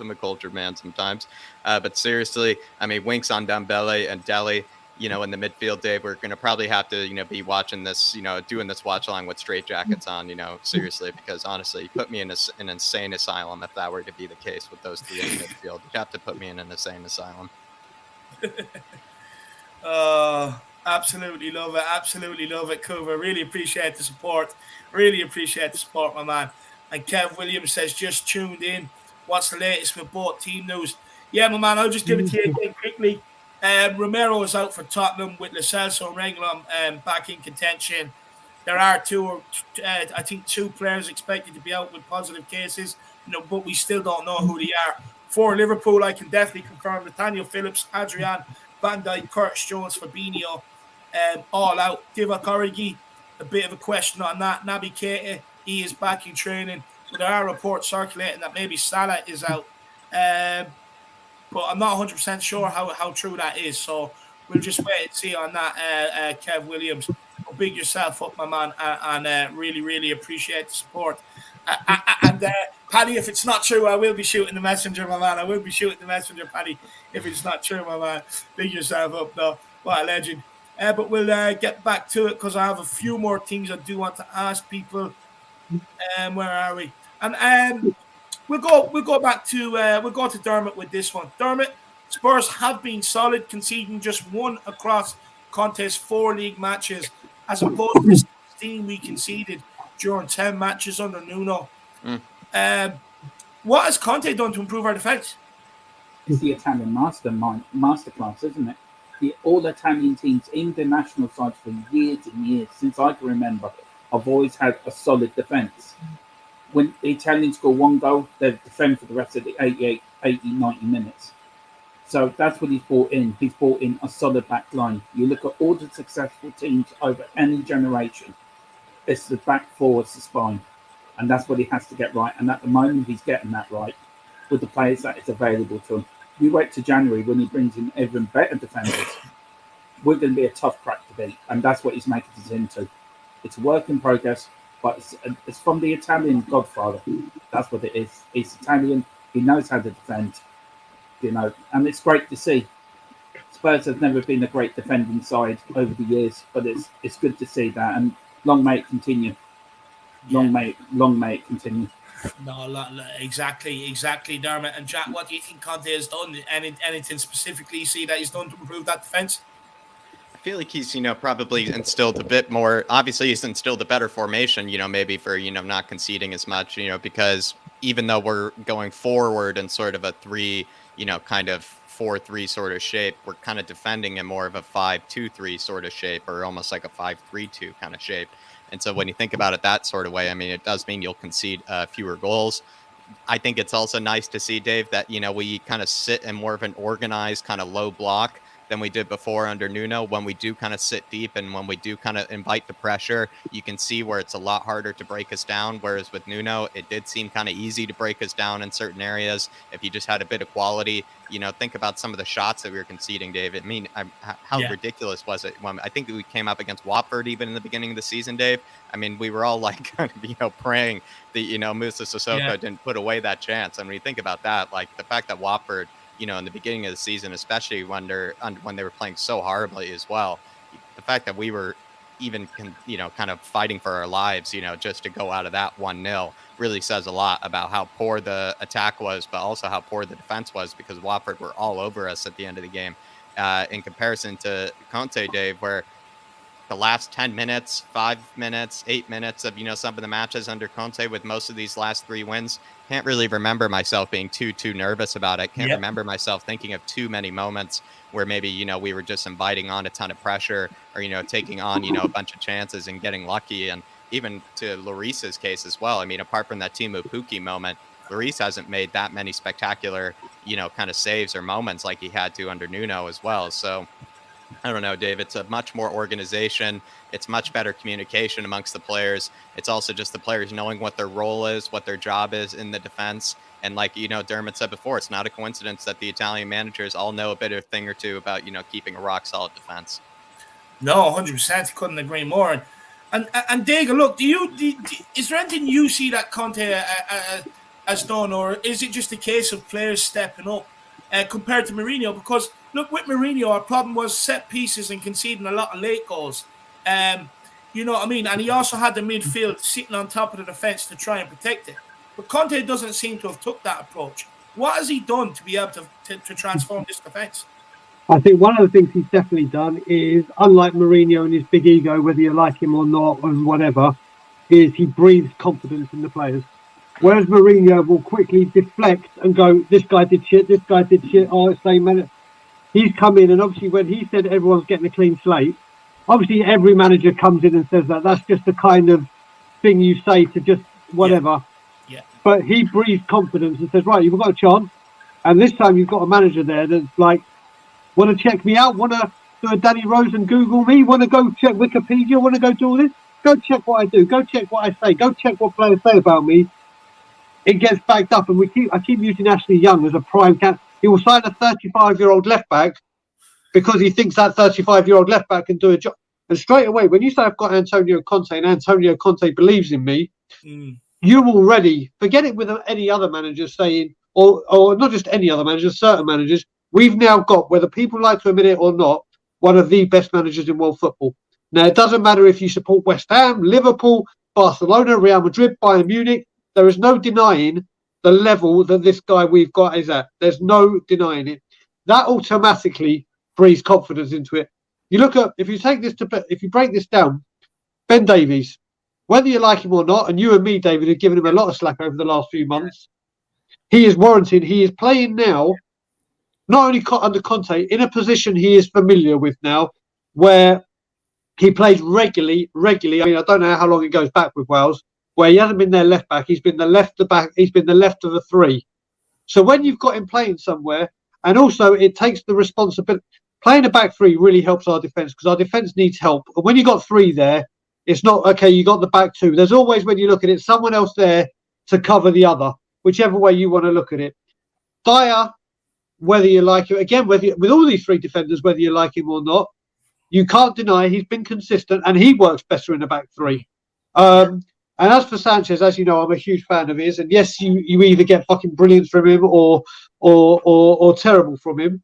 Those three seem to have an understanding with each other as well. And not only that, they've had consistent games together. So it's not like, right, I've tried this, it hasn't worked, bang, bye, we're trying something else. He stuck to this formation like we had with Pochettino. You used to see Pochettino, if one player came out, another player would come in that position. They may not have been as good in that position, but they knew what the team was doing.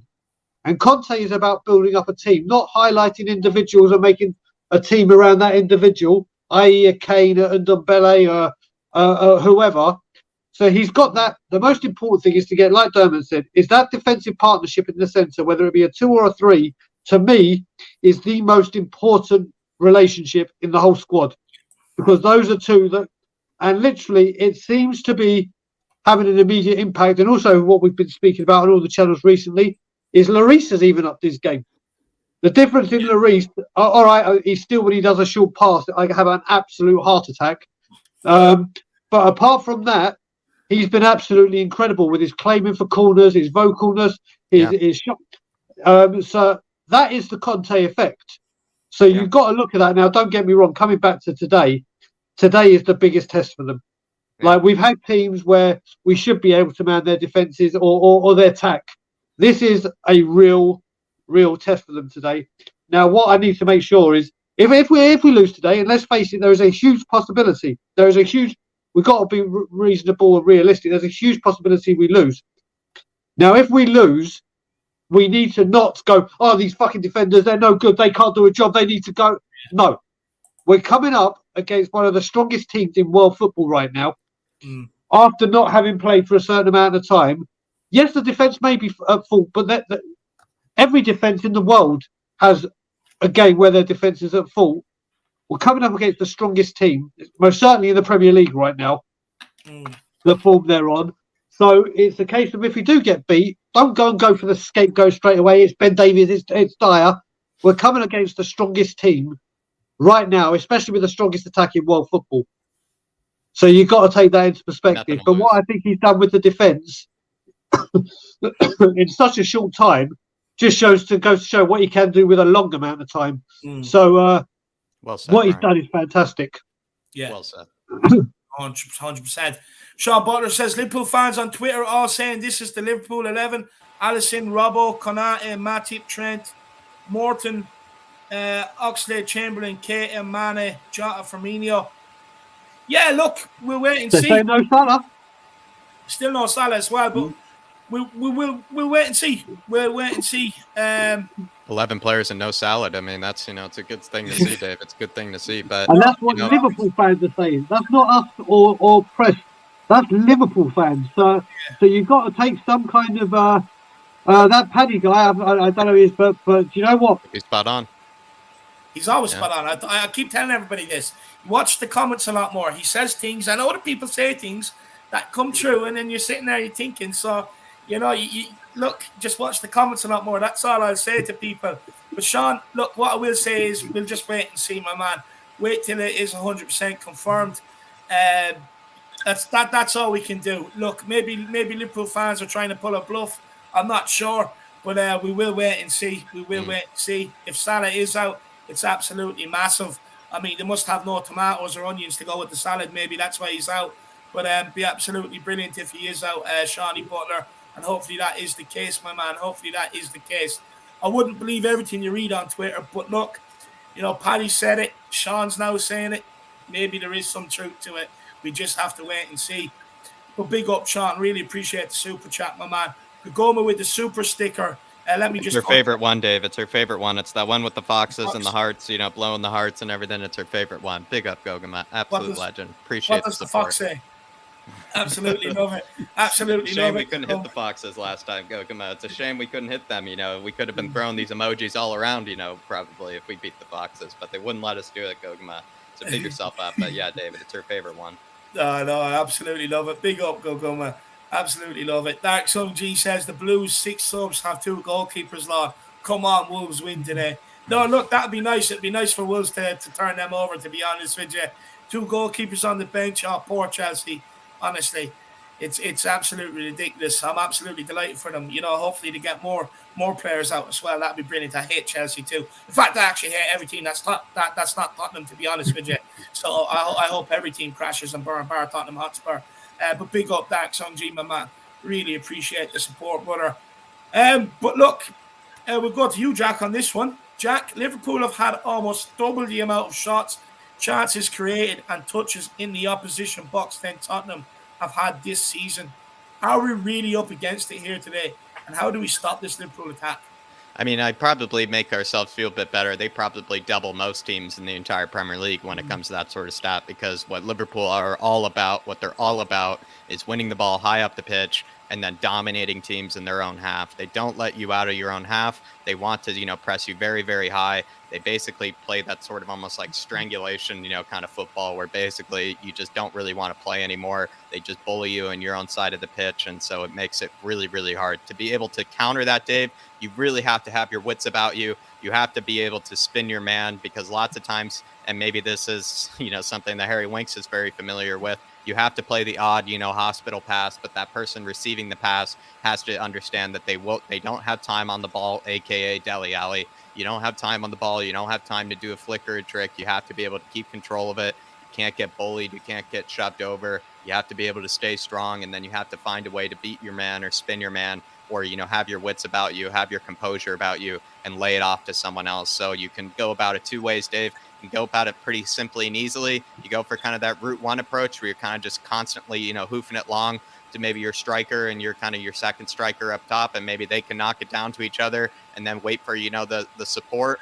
Or you can go about it where you have to be able to have a bit of intricate passing through that sort of high press, but you have to pick the right sort of players out. You have to pick also players that are comfortable in the ball and have composure and their wits about him and won't get too flustered by all the pressure, all the all the intensity and the fitness that Liverpool do bring. So, Dave, those are the 2 ways to go about it. And it's also probably not bad, but we don't really have it at this moment, at least a reliable one. You want someone who does technically have the skills of a Gio Lo Celso or maybe a Tanguy, where they do kind of have that press breaking sort of ability where they can pick the ball up with the ball to their feet and then be able to spin their man and then find a ball in behind for the likes of Sonny or Harry Kane. But the case with Tanguy and Gio is that, their good games come once in every blue moon. So maybe this is the one, maybe this is the opportunity. But yeah, Dave, 3 different ways, kind of intricate sort of passing to break through it, having a press breaker, or just going route one. Yeah. Yeah, no, interesting. Absolutely love it, Jack. I absolutely love it. Daigle, how would you stop this Liverpool attack right now? Like I said, double the amount of shots and chances created and touches in the opposition box than us. So before I will answer that, I've just seen there's a few people that have arrived late that have asked for an update on Bob Spurs. So I'm just going to give it very, very quick. Basically, he's been moved to Milton Keynes. They have got him down now to 45% oxygen. So that's positive. He was in the high 80s, but obviously there could be up and down days, up and down days, up and down days. So it's not, from when we've been hearing stuff, it's not like, yes, he's going to be recovering, it's all good. He's trended the last few days in the right direction. He's at 45% oxygen, and that's currently what we have right here. So Neil, that's basically, I just saw your one. So I said I messaged you on Facebook, but I've seen a load of ones coming in. So just for people that come late, he's trending in the right direction, but by no means out of the woods. So back to Liverpool. How do we stop them? Well, first of all, again, we just spoke about it. If Salah is out with the Fabinho, Henderson, and Van Dijk, their spine's been ripped out. That's one way of stopping them. Listen, if Salah's out, you've got to remember a lot of the stats. If you look at, yes, Mane has chipped in and whatever, but Salah this season and right now, without a doubt, is the best player in the world. The best player, bar none. There is no getting away from it. He's on fire. Him being out is shoot. If he's out, is massive. I said at the beginning of this stream, don't rule out how big Fabinho. I mean, we all know how having Van Dijk out is huge. We saw without him last season with his injury what the difference is with him and without him. Yeah. Don't rule out how big the Fabinho one. Yeah, so we know Fabinho for a big time last period as well. Yeah, we know how big. I mean, don't get me wrong, Thiago is a great player, but he's been making a couple of mistakes recently, and Fabinho just gets that role, kind of like Fernandinho at Manchester City. You know the difference. We've been talking about if Højbjerg's out, and you see the difference with Fabinho is one of those guys. So, yes, Liverpool and their attack is phenomenal, but if the main line support to get the ball to them or get us off the ball is wiped out, that's huge for us. But listen, it comes down to Liverpool have frightening pace. Jota is very, very clever. Jota is a player. I mean, that's the thing. You look at the replacements, they just brought him in last season, and what he's done with Liverpool is is incredible. And do you know what? I'm quite happy Origi might not be playing, because that's another bastard that always. I hate him. Mate, do you know what? For years and years, I've been saying I wanted him to be the striker to support Kane, because the thing is, you look at him at Liverpool, he's been there for a long time, hardly plays, but you don't hear one bad word from him. I love that. All you see is his dedication and commitment. You saw when he scored the goal against Wolves, when Klopp even said, "I love this guy. I just wish he's with a manager that could play him more," because he does a job, and having him out is huge as well. But Jota is a problem. I'd say and Mane. Firmino, yes, he's you know what you're going to get with him, but with Jota and Mane, they're deadly. So it's keeping an eye on them. But if Salah's in there again, we have to. I think this is the first time in a long time since we probably played a back five against them. This is the thing. Normally it's been a back four and they've been exposed. With this back five, not saying that because we got a five we're going to deal with it, but I feel a lot more comfortable with trying to deal with it. And then again, it depends. If we got Reggie playing instead of Sessegnon at left back, so it'll be one of them two. It's very important that they do their job as well. It's very important because obviously Davies, as much as he's been playing well, the one thing we know is his glaring big problem is pace. Yeah. And the one thing you don't want to switch off against is Liverpool.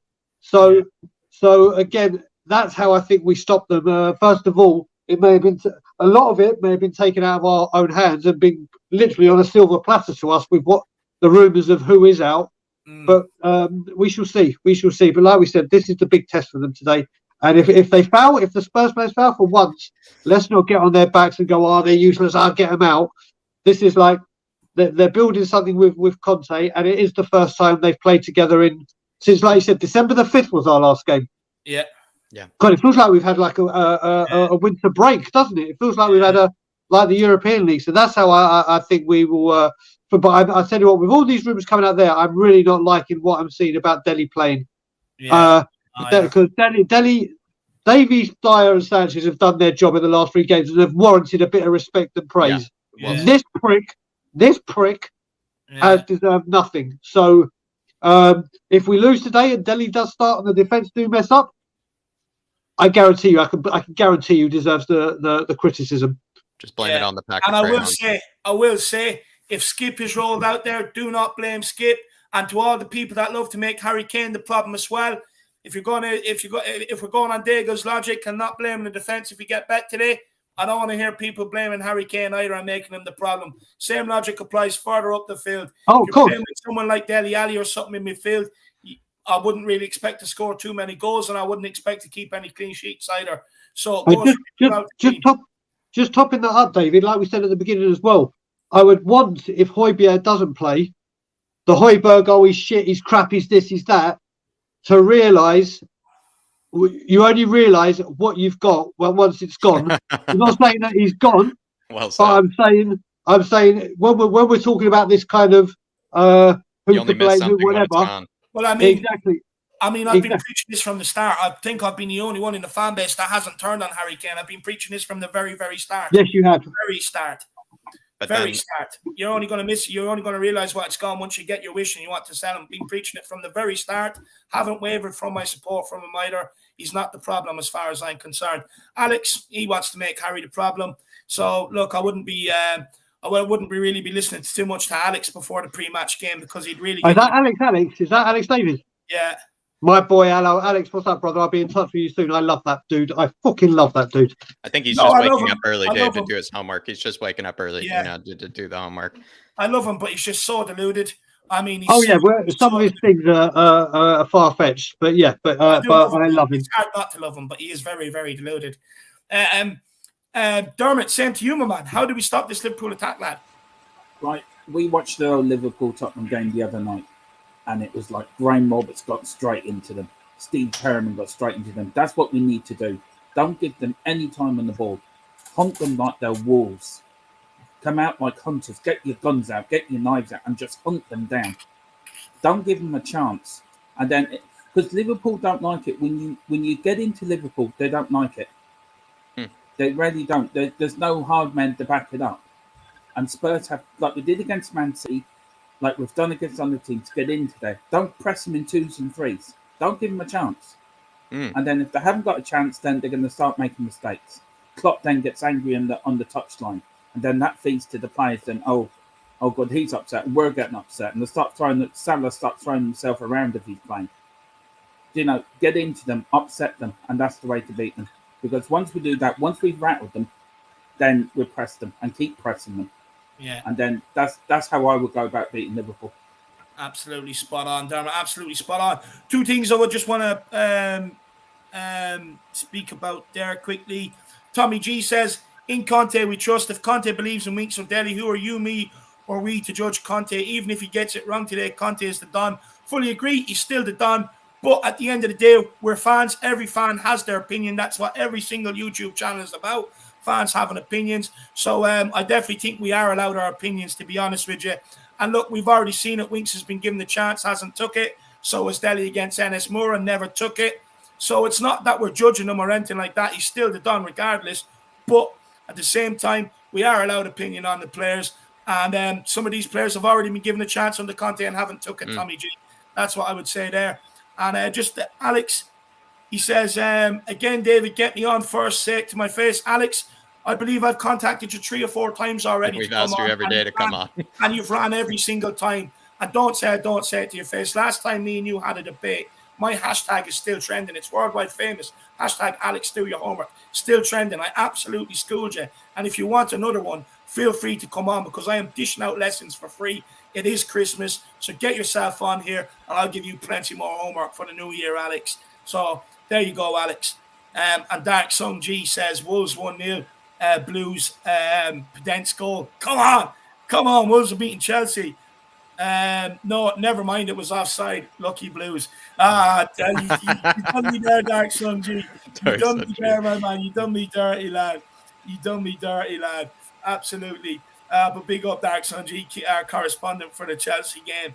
And Alex is saying Delhi is not the problem. No, of course he's not, Alex. No, of course he's not. Can I actually say something on that, Dave? The man that scores all the goals is the problem. Delhi is the problem. He doesn't try when he gets on the pitch. Winks is the problem. He doesn't try when he gets on the pitch. They don't care. So why are some people still backing these players? Well, they don't give a shit about our club. Harry Kane cares. Harry Kane cares. Holberg cares. Let's praise the players that care. Davis, I was his biggest critic, but he's played well under Conte. Yeah. Give him his due. Ali and Winks haven't. And I'm sick to death. We need to back the right players. The players that don't care, just let them go. We need to back the right players and not keep going on their backs. And leave Kane alone, because he will come good for us again. Well said, Dermot. It's simple as, some players that actually care about this club, and Dele Alli and Harry Winks certainly aren't the ones. I would tell you that. Certainly aren't the ones, but well said, my man. Oh, absolutely love it. Absolutely love it. It's good. We've rattled Alex Cage before the game anyway, so that's perfect. But look, we've 2 more questions to get to, and then we will be bouncing out of here, guys. And we'll start with you, Jacko. Salah will be lining up against Ben Davies and Reggie on the left-hand side. Our left-hand side has been the most fruitful going forward, with Ben Davies venturing forward, Reggie bombing forward down the wing, and Sonny in the half spaces. Yeah. But will it be strong enough defensively to hand the attacking threats of Salah and Trent Alexander-Arnold? Great question, by the way. If it is Salah playing on that side and it is Trent, it'd be interesting, Dave, because the left-hand side, maybe the question says, the left-hand side has been our best, most creative side going forward, with Ben Davies making those inverted, sort of runs, with Reguilon having the most assists in our squad and most goal-creating actions, and then Sonny obviously being, our top scorer and being one of our most lethal strikers as well, on that side. But then the same thing goes for Liverpool, with Trent, being, I think, their top assister, and then also as well, him being, one of the better players going forward for them. And then Salah, who has the most goals and I believe the most assists as well on that side for them. So it is just the 2 most fruitful sides of each team going up against each other. Maybe what's funny as well, Dave, as I might say, is both sides are not the best defensively, though, as well, where Trent, certainly can be exposed defensively, but also, you probably could argue Reguilon can get exposed defensively at times too.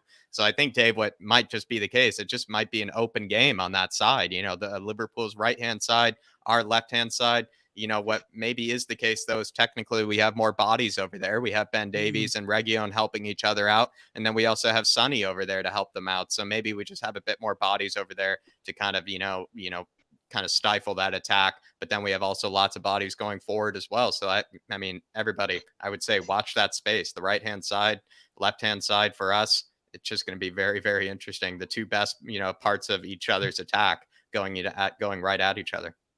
And just quickly, a bit of a follow-up, Jack. Do you think potentially, say if Son or Lucas is out, or one of them don't make the game, potentially, do you see Conte dropping another midfield body into midfield, maybe to have one of the midfielders push over that side to help out defensively?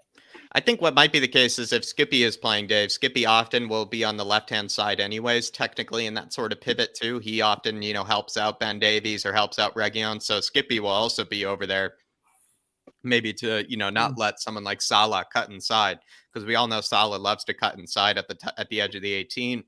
Hopefully someone like Skippy can be there, Dave, to kind of help him out. If it is Harry Winks, I think the problem with having Harry Winks is Harry Winks has to play on the left-hand side because he loves to just cut inside and then pass it backwards. So I would say maybe what you would do is you put Skippy over there to help out Dave. But if Gio Lo Celso plays too, Gio Lo Celso could, drop into midfield as well, maybe defensively just to support the defense and support the midfield. So there are a bunch of ways you could go about it. All I would say, Dave, is if it is, Skippy back there, that would be a good sign, because then you have Skippy, Ben Davies, and Reguilon all to, maybe kind of take away the threat of Trent Alexander-Arnold and Salah. No, absolutely spot on. Absolutely spot on, Jacko. And Brian, same question to you. Look, we know how dangerous Trent Alexander-Arnold is. He doesn't even have to be up around their box to put a ball over the top. You have Mo Salah down that wing. If he is playing, we know that he likes to do the same move every side. Come inside, try and cut in and have a shot. Brian, we look at Reguilon. He's always allowed to bomb forward, get high up the pitch. Yep. Ben Davies is playing that side. Now, Ben Davies did have a great performance last time he played for Tottenham against Liverpool under Jose Mourinho. But do you see maybe Conte tightening the reins on Reguilon a little bit today? So what I will say, I often do this with my friends where we're sometimes sitting together and we're like, we all say our thoughts, Tottenham, Arsenal, whoever you support, and we go through the Premier League and say, if you could sign one player from this team right now, who would it be? And when we get to Liverpool, I always say Trent Alexander-Arnold. This kid is absolutely goddamn sensational. He is. And again, it comes to the point where I think him actually missing the Euros has been the best thing that could have happened to him, because he's come back, he's gone up about 2 or 3 levels to where he was beforehand. He is incredible. And like you said, the thing he is as well, what we desperately need, he's a set piece threat as well. He's got all the things. He is a huge issue, but playing this back three again, we go back to it, it might allow Reggie to push up a bit more, which may give Trent, because however fast Trent is, he ain't as fast as Reggie. So you've got to think that it's a kind of cat and mouse with the two of them. Like which one's going to become the cat, and which one's going to be the one that's what we've got to do. If Reggie is playing, I think with this one, there's going to have to be times where Conte may say like now, push, and then other times, right, just sit for a bit. But I think he may be more disciplined today, Reguilon. But I think if he is playing, he'll still be bombing forward. But I think it'll be a disciplined level of when to strike and when to do it. And that's where I think our joy will come. We've seen, like you said, that joy has come from that side. And then we go from there. But Trent Alexander-Arnold is a huge concern for any game of football he walks into. Yeah. It's going to be a tricky one. But not only that, you have Robertson down the far side. I mean, he's absolutely electric as well. Yeah, you have Mane down that side as well. So I think no matter what side they come down, it's going to be hard to stop, but especially that right-hand side. It's going to be an absolute nuisance. Stormer, what would you do to the likes of Salah and Trent Alexander bombing down that side? Any plans you put in place? I would double them up both sides. Put Reggie, who's ever on that left side or that side with Reggie, double them up. Just keep doubling them up all the time. Because the only way you're going to stop him. He's a great young player, and I agree with Brian. Missing the Euros probably was the best thing for him. Though I don't really care with England really, but I think it was for. Oi. I'm only joking, bro. I know you are, bro. I wasn't. I think for his Liverpool career, I think it's the best thing for him. But yeah, I think we need to double up on them. I think that's what we need to do in every position: double up on all of them, and then hunting packs. That's what I would do.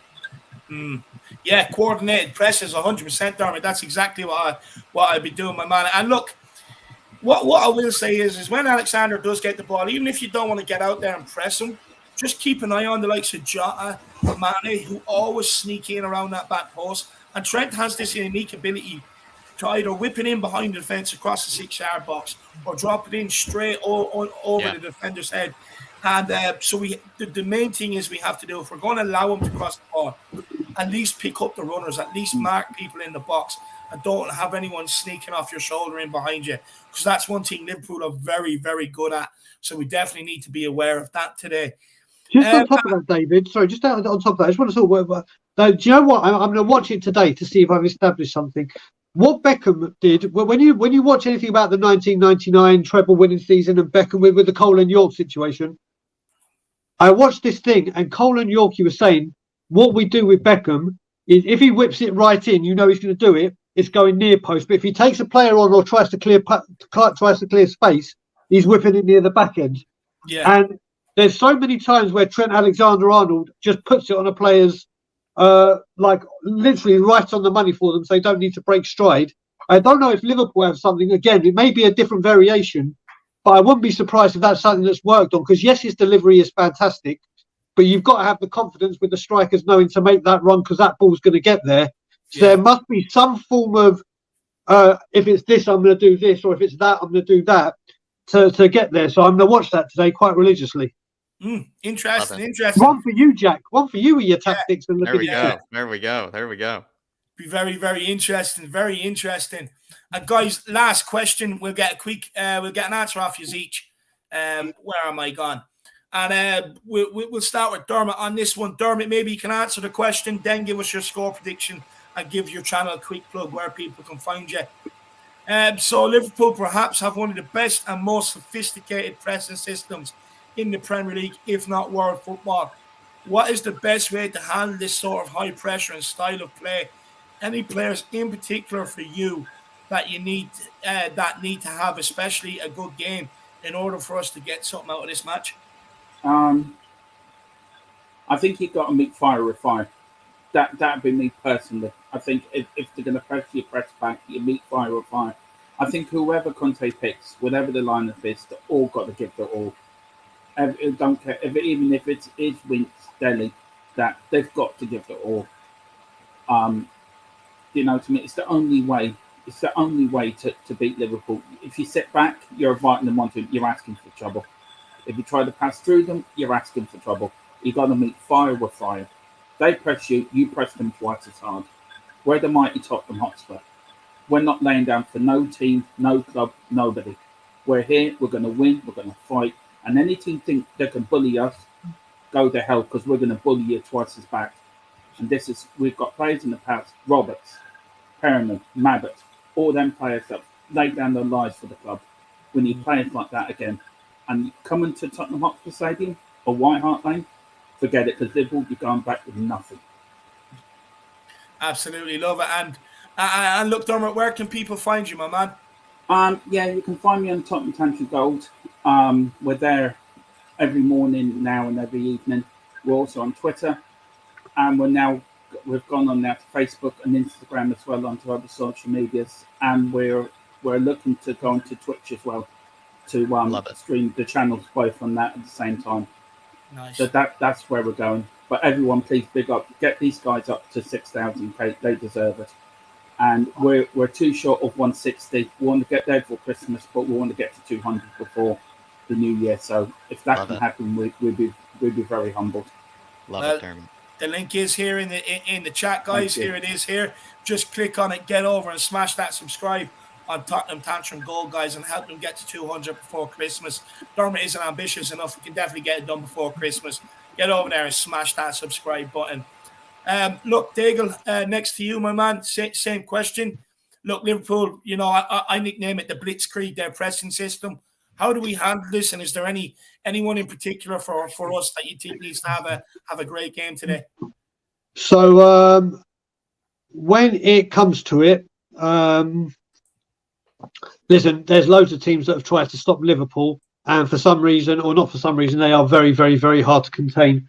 This is very, very, very early in Conte's stewardship to say. So, do you know what? Right now, all I hope for is a great performance. If we put in a good performance and we get beat by the odd goal, fair play, it's fucking Liverpool. We've always said, listen, as long as the team show that they've tried, you've got to face it in sport. People lose to the better team on the day. Yeah. We need to see, this is a big test for us. This is the biggest test under Conte, let's face it. Without a doubt, this doesn't even, it pales into, nothing comes close to what he's had to deal with so far. So today, all I want to see, obviously I want to see a Tottenham win. Let's get that right, but got to put in a performance to show that, yeah, do you know what? Liverpool came and we gave as good as we got. Can we stop them? I think with this, I've said from the beginning, I think we're going to win, mainly because of the superstition side of me going through it. Yeah. And I hope the superstitious me is right. I'm going for two. I've said all week 2-1 us. Come on, please. We shall see what happens. But yeah, I just want to see. And also I'll just make the prediction for Bob, because Bob always says the same. Bob's going for a 4-1 win, as he does every single game. So I'll get that in. Yeah, but I think it comes to stop it. We've got to perform, and if we come out and put in a good performance, I'm confident that we can handle them and at least try and sneak something. But like I said, I'm going for a win, and where they can find me is Tottenham on tour. I'll be on a lot of channels whilst I'm over, like I am when I'm in Canada anyway. But we plan to be doing quite a bit over Christmas. It will be me doing a lot of it because Brian Ireland is off to Colombia for New Year. Wow. So he's going to be at a hotel with his partner, and I think a group of friends are going. So it may be me and Adam doing a lot. There's a special announcement coming soon. Not going to say what it is, when it is, whatever. Just be tracked. Just keep an eye on Tottenham on tour. And like I said, we're on the real push for 1,000. And the reason we want to get to 1,000 is we're doing another mental health show come January. And all the super chats we're donating to mental health organisations, both in Canada and England. So that's the reason for getting to that milestone. So yeah, David, thank you for putting the link up there. Yeah, Tottenham on tour is where you'll find me. It's the home of Daigle and Ireland. There you are, everybody. The link's right there for you. You literally can't miss it. There's no excuse in the world. Everybody head on over to Tottenham on Tours. Also, Adam in the comments as well, who you've seen plenty and people know a lot about as well. You can check him over on Tottenham on Tour as well. Now, there you have it, guys. Tottenham on tour, Tottenham touching gold as well. And Jack, last but not least, my man, where can people find you? They can find me over at Flat Cap Euro Talk, the second channel. And, to answer the question quickly, Dave, the person that needs to have a good game today is probably going to be Skippy. When you think about it, if he is playing, he's going to have his work cut out for him this match. And I agree with Brian Daigle before, where the defense has played really, really well. I don't want to read too much into the defense's performance, in this game. Other matches, I probably will read into their performance, but this one, I feel like it's kind of a free hit for them. But somebody that could really, have a world-class performance is probably Skippy, and he's going to have his work cut out for him this one. So Skippy certainly is. My prediction, Dave, I kind of love a 1-0, and I would love to be the first team, this season to really give Liverpool, a clean sheet as well. I'd love to have a clean sheet against Liverpool. So I'm just going to go for a 1-0 just because that would make me happy, Dave. It's the best kind of shithousery sort of, kind of a victory you can get. So I'm going for the 1-0 and maybe via Harry Kane penalty or something like that. Just nice, and the VAR going against them. That would just be beautiful, Dave. Just be beautiful. And also, obviously, as we plugged last night, everybody, if you like talking about fixing Tottenham, if you like talking about, maybe getting some of these Dross players out and which players would you get in, head on over to the second channel, Tottenham or Flat Cap Euro Talk. Really would appreciate it. No, there you have it, everybody.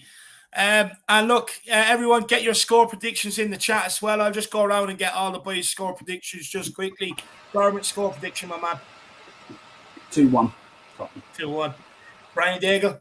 2-1 for me, 4-1 for Bobsper. Love it. Love it, love it. Jacko. 1-0. 1-0. Just because I want it. I'm going 2-1 Tottenham. Let's fucking have it. Let's get after them. I've been waiting all show. I absolutely hate them. I'd love nothing better to turn them over. They run around dressed like Santa Claus all year round in the red kits. I'm absolutely fed up with them. Hopefully we can just absolutely ruin Salah, Mane, and Ja. I really do not want Liverpool winning the league again this year. Hopefully Blitzkrieg can turn into Blitzfail as they come down to Tottenham Stadium and we turn them over today. Let's have it. Let's get Sonny out there. Get a couple of goals. Harry Kane out there hopefully plays an instrumental role. Our midfield battle like absolute warriors. Our defense holds strong like they're defending the beach on Normandy back in D-Day. And hopefully the crowd are up for it today, singing loud and proud, getting behind everybody.